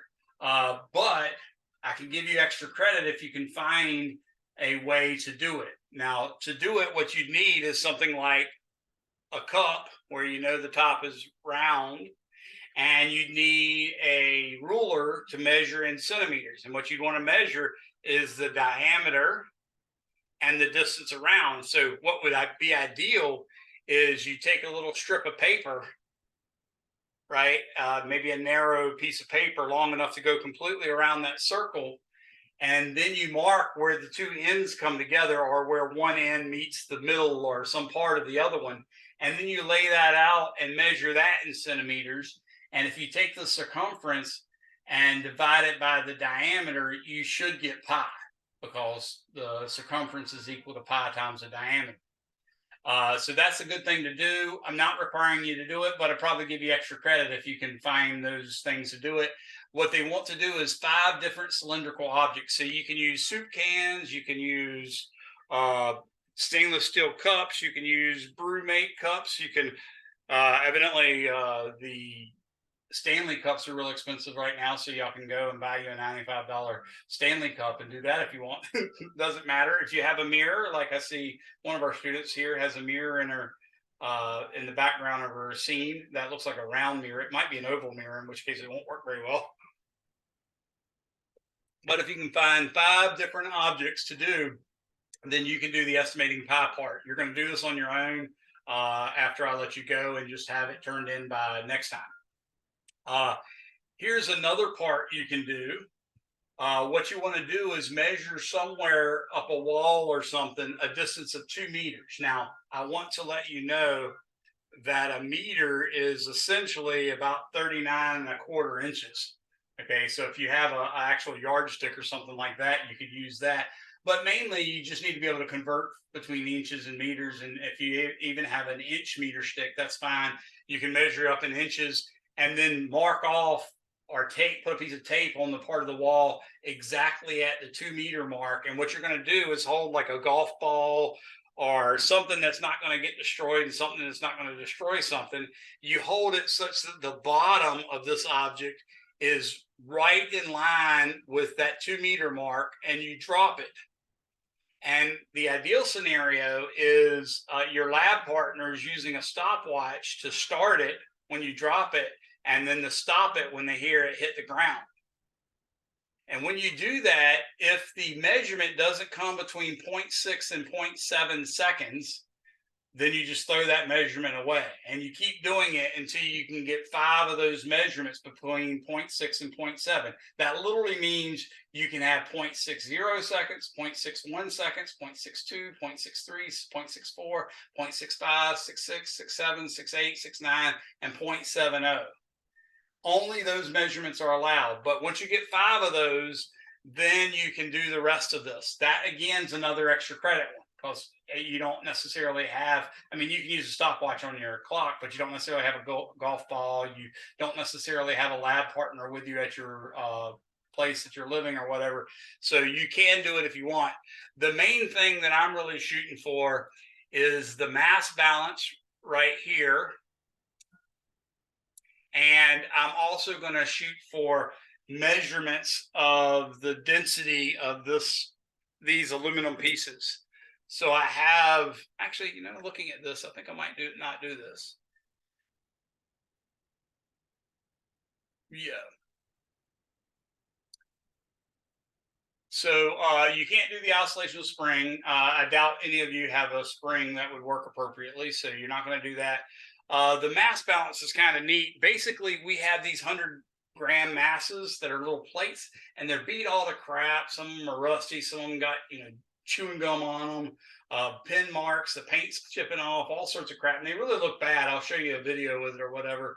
And you might think upon walking in a lab, if an instructor gave you this 100-gram mass and told you to use it, you'd think, why are they using this piece of crap? Because it's clearly not 100 grams. And what we're doing here is we're wanting you to see how little difference it makes.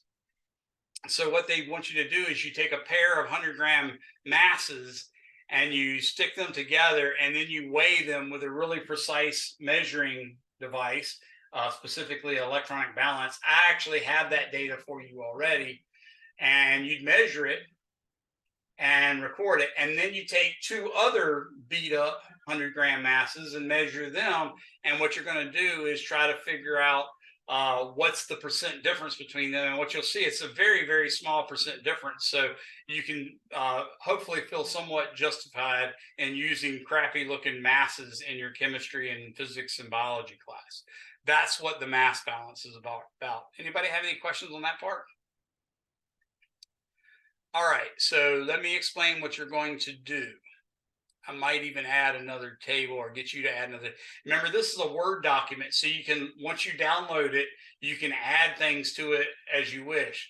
So for instance, if you're opting to do the extra credit part on estimating pi, what you're going to do is take your first object, which might be a soup can, and you just say soup can. Or if you're using several different soup cans, you maybe say this is beef stew, right?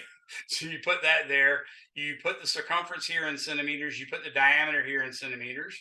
Now you do the same thing for another object, and another object, and another object, and another object, okay?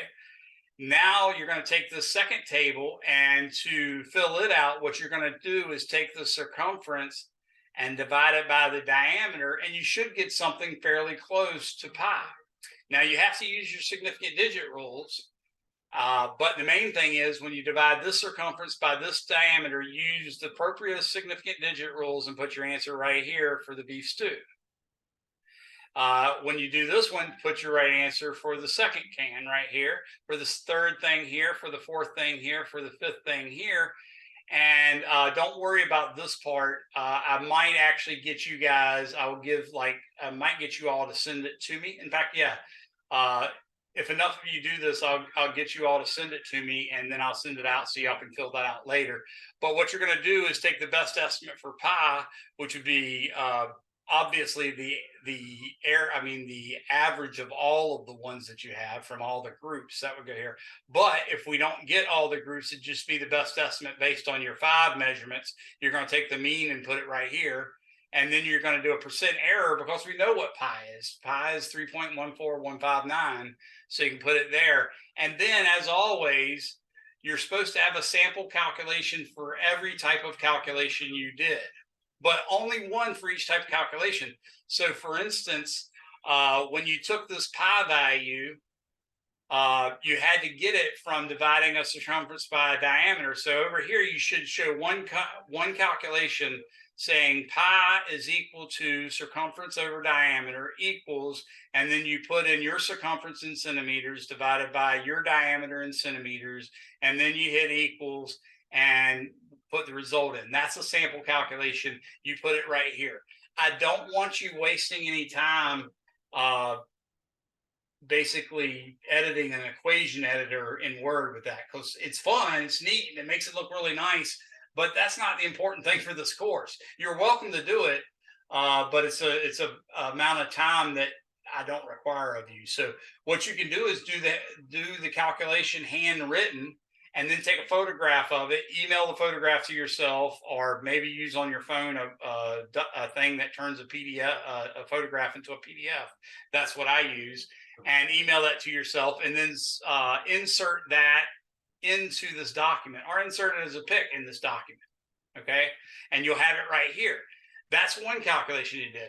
Another calculation you had to do was an average. Well, you average these five, so you need to show me a calculation adding the 5 values, dividing it by 5 equals 2, and then show me the answers. That's another calculation you have. And then finally, there's a percent error calculation. You need to show me that as well. So there's 3 calculations that would come up in here. Now, when you get to the next part where you're doing distance of fall, you've already calculated an average, so you don't have to show me that anymore. You've already calculated percent error. You don't have to show me that anymore. But what you will do is you're going to do h over t squared, which is what they told you right here, h over t squared. So you're going to take here and the distance of fall, that's supposed to be the 2.00 meters that you marked off. These are supposed to be your numbers between 0.6 and 0.7, 0.6 and 0.7, 0.6 and 0.7, 0.6 and 0.7, 0.6 and 0.7. You're going to take 2 divided by whatever the time is here squared, put that here. Divide 2 by whatever the time is here and put it here. Divide 2 by whatever the time is here and put it here. Divide 2 by whatever the time is here and put it here. And again, divide 2 by whatever the time is here and put it here. And then you're going to take an average of those 5 and put it right here. And then you'll calculate a percent error. In this work, it says show work below. The only work you need to show is show me you calculating 2.00 meters divided by one of these times in seconds squared. So that's what has to go there. Does everybody follow that so far? Okay. This part you're completely skipped. So everybody write down skip table 3. Also write table 1 and table 2 are extra credit. I really would prefer you to do it and hope you can all do it. You have a whole week. In general, your lab is always due the beginning of lab the next week. So we start at 9 a.m. on Mondays. So 9 a.m. on Monday, your lab is due generally. And that'll be the case this time too. So you're going to skip table 3. Table 4, I'm going to give you the data for. And in fact, I can give it to you right now. I rode out to campus yesterday to get all this done. My wife had to drive me because I can't drive. So yay for that. Okay. So I'm running through it right now. Let me give you this data. I'm going to type it into our chat box. And I'm going to post this video for you guys. But let me type the data up here first.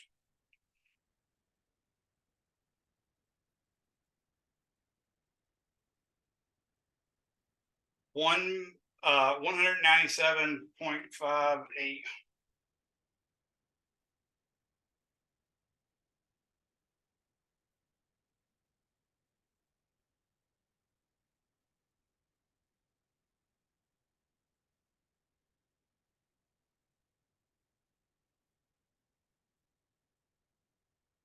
Okay. And 1 in 99.61.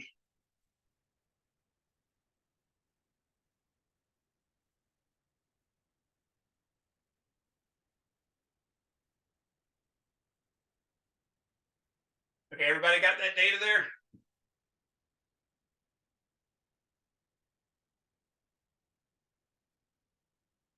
Okay, so what you're going to do is it says the mass of the first pair of masses is, and you're going to type in 197.58 grams, and the mass of the second pair of masses is 199.61 grams. And then you're going to do a percent difference. Again, this is something you can't just look up because these are very special weights that we've beat up ourselves over decades. So you can't look them up in any kind of book. So we have to use a percent difference. So you're going to take the absolute value of the difference, or you take big one minus small one, and then divide it by the average of the two and put your percent here. And it says show work. That's just the calculation of the percent difference. That's the only work you have to show for this part. Okay.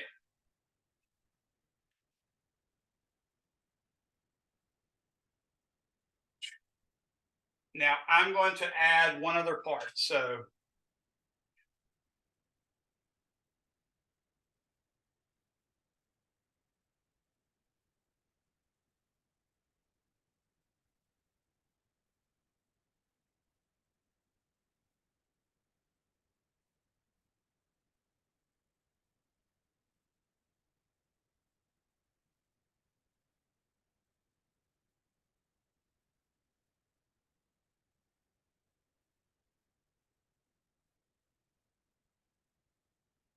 And for that, you're going to basically calculate an average for each of those measurements, because it'll be a rectangular block and a cylindrical block.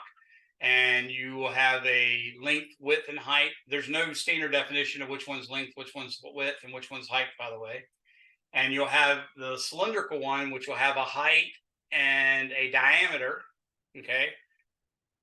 And you'll have basically like 5 measurements of each of those quantities. And what you're going to do is read each of those measurements from the vernier caliper so you can read them properly. And that also is teaching you how to use the vernier caliper. And you're going to make a table of length, width, and height for the rectangular block.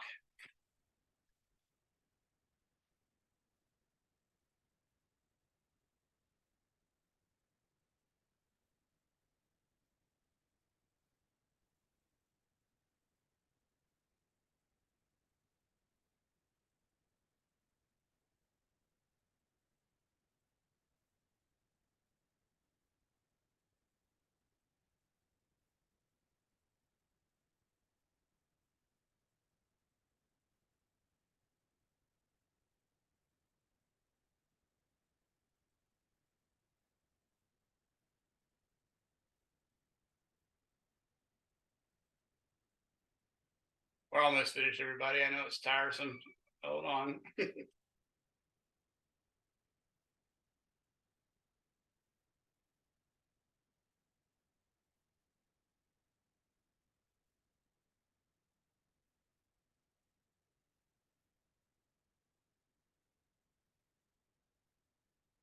So I will put these photographs up here, and your job is to make those, compute the best estimate of each of those measurements, and then calculate the volume.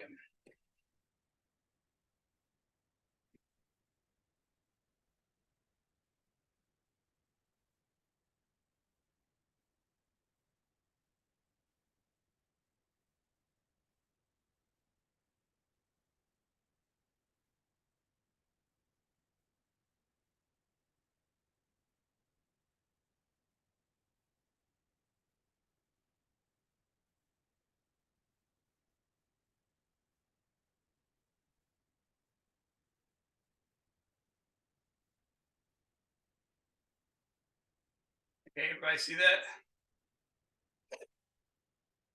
So, like I said, I was going to do the breakout in breakout rooms and let you guys do that. You're welcome to hang around till 12 o'clock if you want, and so you can interact with one another. Or you're welcome to just go ahead and go get you some lunch or whatever. The main thing is you're supposed to have all this done. And I tell you what I'm going to do. I'm not going to make the lab due at 9 a.m. on Monday. This lab will be due at 9 a.m. on, so Monday is what day? Today's the 8th. So a week from now, Monday will be, am I looking at it wrong? Monday will be the 15th. So I'm going to say on the 17th. That way it'll give me the ability to send you emails for the class measurements of pi. Okay.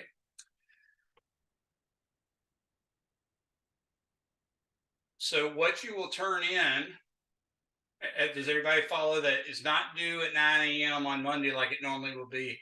You're going to meet me Monday at 9 a.m. And you can ask me questions about the lab at that point, but we're also going to do another lab. And then it'll be due 9 a.m. Wednesday, 2 days later. But what you're going to turn in, and you'll turn it in online as an electronic document, you're not doing any printing, you shouldn't need to do any printing, is you're going to take this whole document, even the stuff that you don't put stuff on. So it has to have this first page, this second page, this third page, all of that has to be in there. You're going to have it as a Word document. You're going to click in here and type in your data in a different color font. Like I said, a medium color of blue is quite nice, so you can use that, but definitely don't use a really bright eye-hurting color or a really bright, hard to see color like yellow or bright blue or something like that. You're going to type those in directly in here and then here for the parts that you do. Table 3 is not to be done at all. Table 4, you're typing this in here. You've probably already done that, and this in here. And then in addition to this, you're going to put the tables for the sphere, the cylinder, and the rectangular block, and you'll put it all here and show all the stuff. And then you'll take this with any photos, any calculations that you put in hand. You're going to put the photos right in where it asks for show your work, or where it asks for show this. You're going to put those photos or whatever right in the Word document right there. And then when you're all done, you've got all the data in there and all the calculations, and you've answered any questions it had. Then you'll save it with your name in the name of the file, and then you'll save it as a PDF, and that's what you're going to turn in. So all things have to be turned in as a PDF.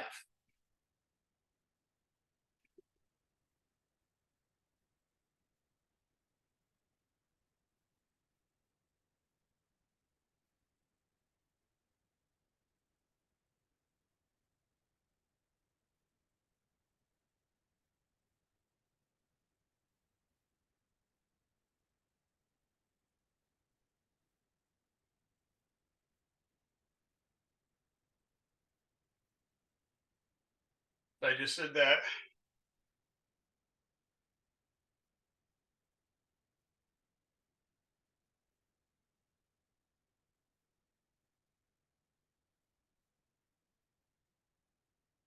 Table 3 is not required, nor is it optional. And then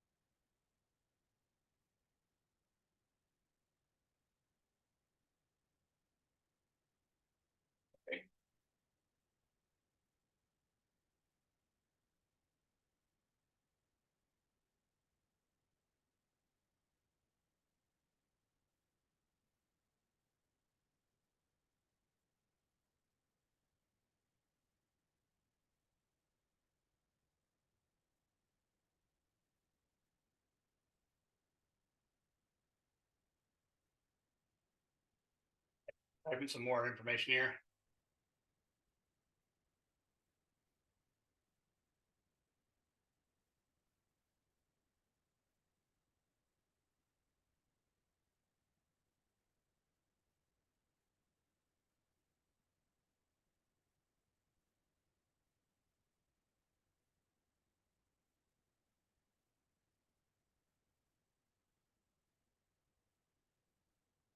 So you can insert the photos or sample calculations, save as a Word document with your name and the title of the file. It could be like your first initial, last name. That would be fine. You don't have to put your whole name or whatever. Unless there's someone else in the class with the exact same first name and first and last name, or first initial and last name, then you might want to do a couple more letters. And I don't think there are. But you say that, and then you go down. I don't know if you've done this before, but if you haven't, make sure you ask me or someone else. When you do save in Word, it gives you an option right above where you type the name, and it allows you to save it in numerous formats. One of the formats is a PDF, and that's what I want you guys to save it as. And any extra credits or any kind of work that you're going to turn in the whole semester should be turned in as a PDF that way as well. There'll always be links in Blackboard, in Canvas for that. Anybody have any questions?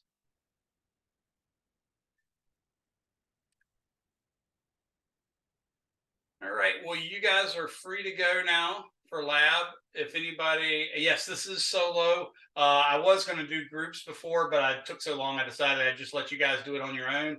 Y'all are welcome to get together if you want to. If you know anybody in the class, I did see some of y'all were exchanging phone numbers and stuff like that. That's super helpful. You can continue for the next couple minutes using that to share a photo or share a site on the internet that you can meet, or to share an email address or anything like that. You can do that still while we're still in here. I'm going to post a video with the mass balance part. Oh, I didn't write that. Oh, table 4. Oops. Yeah, table 4 is not optional. I think I did write that right. Oh, I misnumbered it. Okay. where I said table 4, that should have been table 5, and 5 should be 6, and 6 should be 7. Sorry about that, because I forgot table 4 is the math one. I'm going to put a video up online for you to look at that, so you'll have that data. Okay.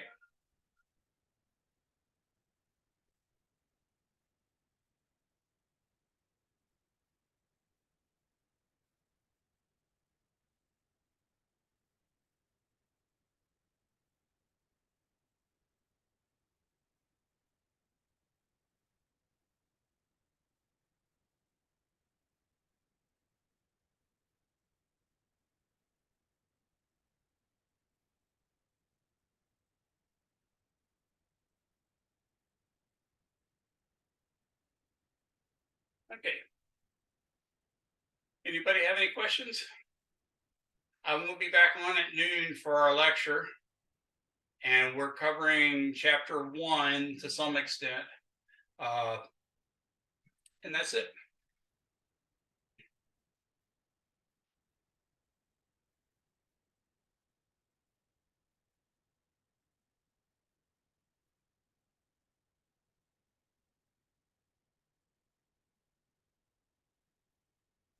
Uh, Hello. Yes, Megan. Hi. So I came to the class here with a couple of students in the lab. So I Gotcha. didn't have access to the Canvas.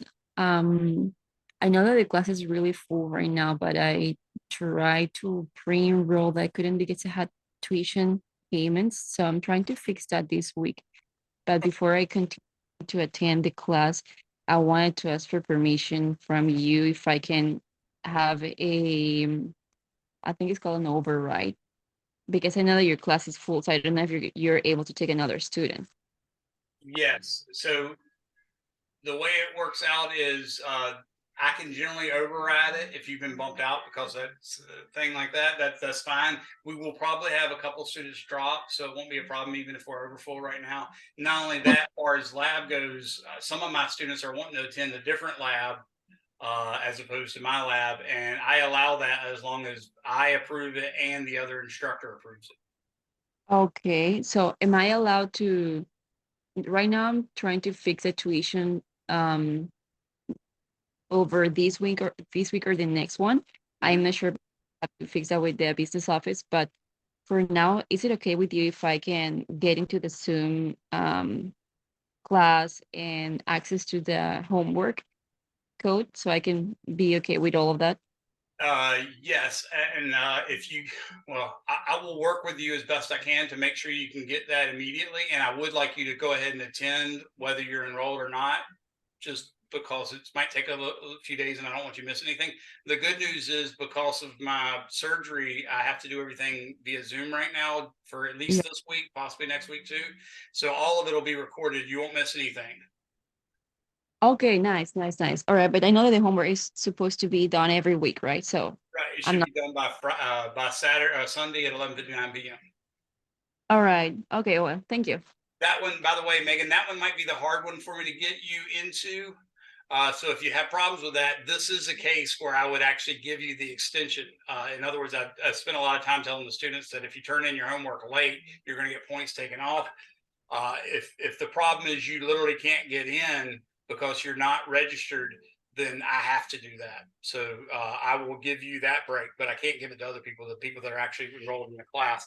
It's kind of a bummer, but that's really the only way I can do it. So definitely try to get it. If you, hopefully, are you seeing my course in your Canvas at all? I can't, I can't, but Yeah. I can probably. Yeah, well, what happens often is, even once they approve you getting back in, it won't appear in your Canvas until the next class day or the next weekday. So, like, if you did it on Friday, you might not even see it till Monday. That's kind of a pain. I hope it's faster than that, but sometimes it turns out that way. So, if you want to send me an email at WYounger, WYOUNGER at tcc.edu. Yeah, I think I have it. Here, I'll type it for you again.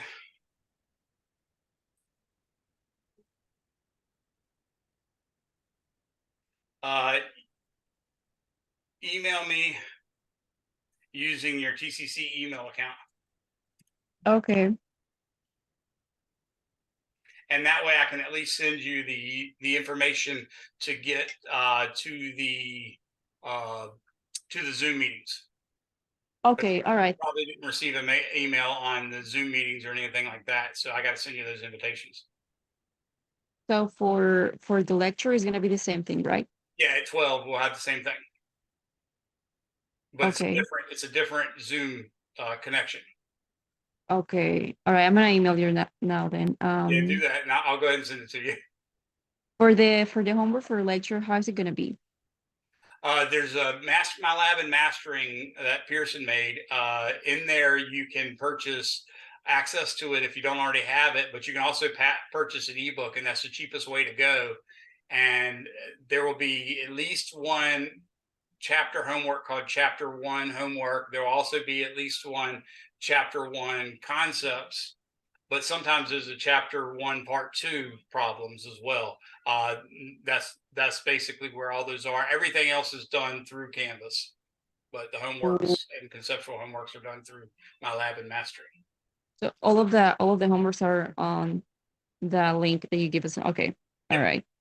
So I can go ahead and purchase that in advance and just start the homework, right?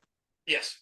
Yeah. All right. Hopefully, like I said, if we have any problem with that, I have to accommodate you if you can't get in appropriately. But other than that, yes, it'll be there.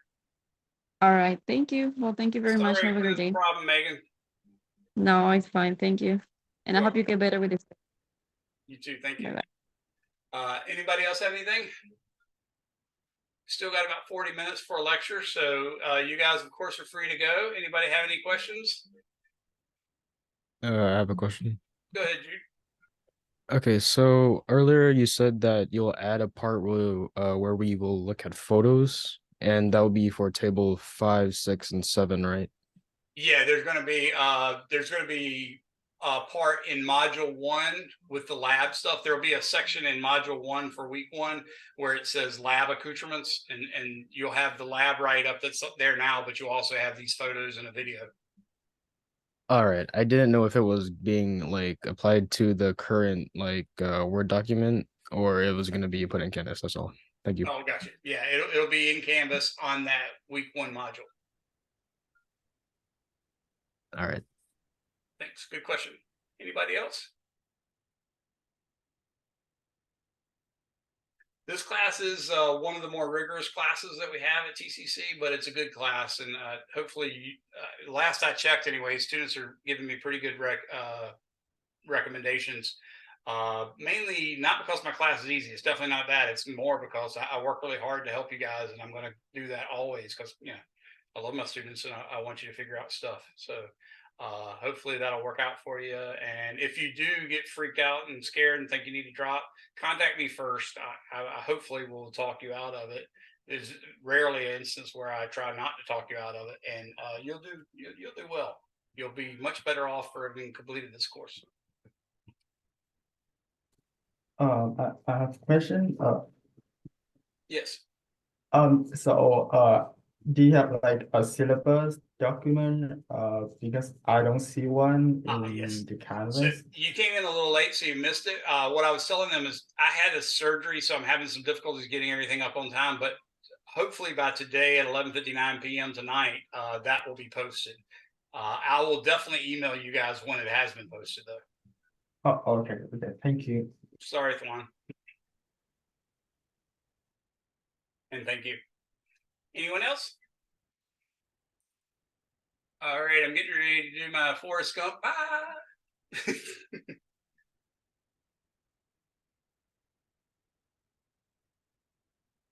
you later, Gabriel.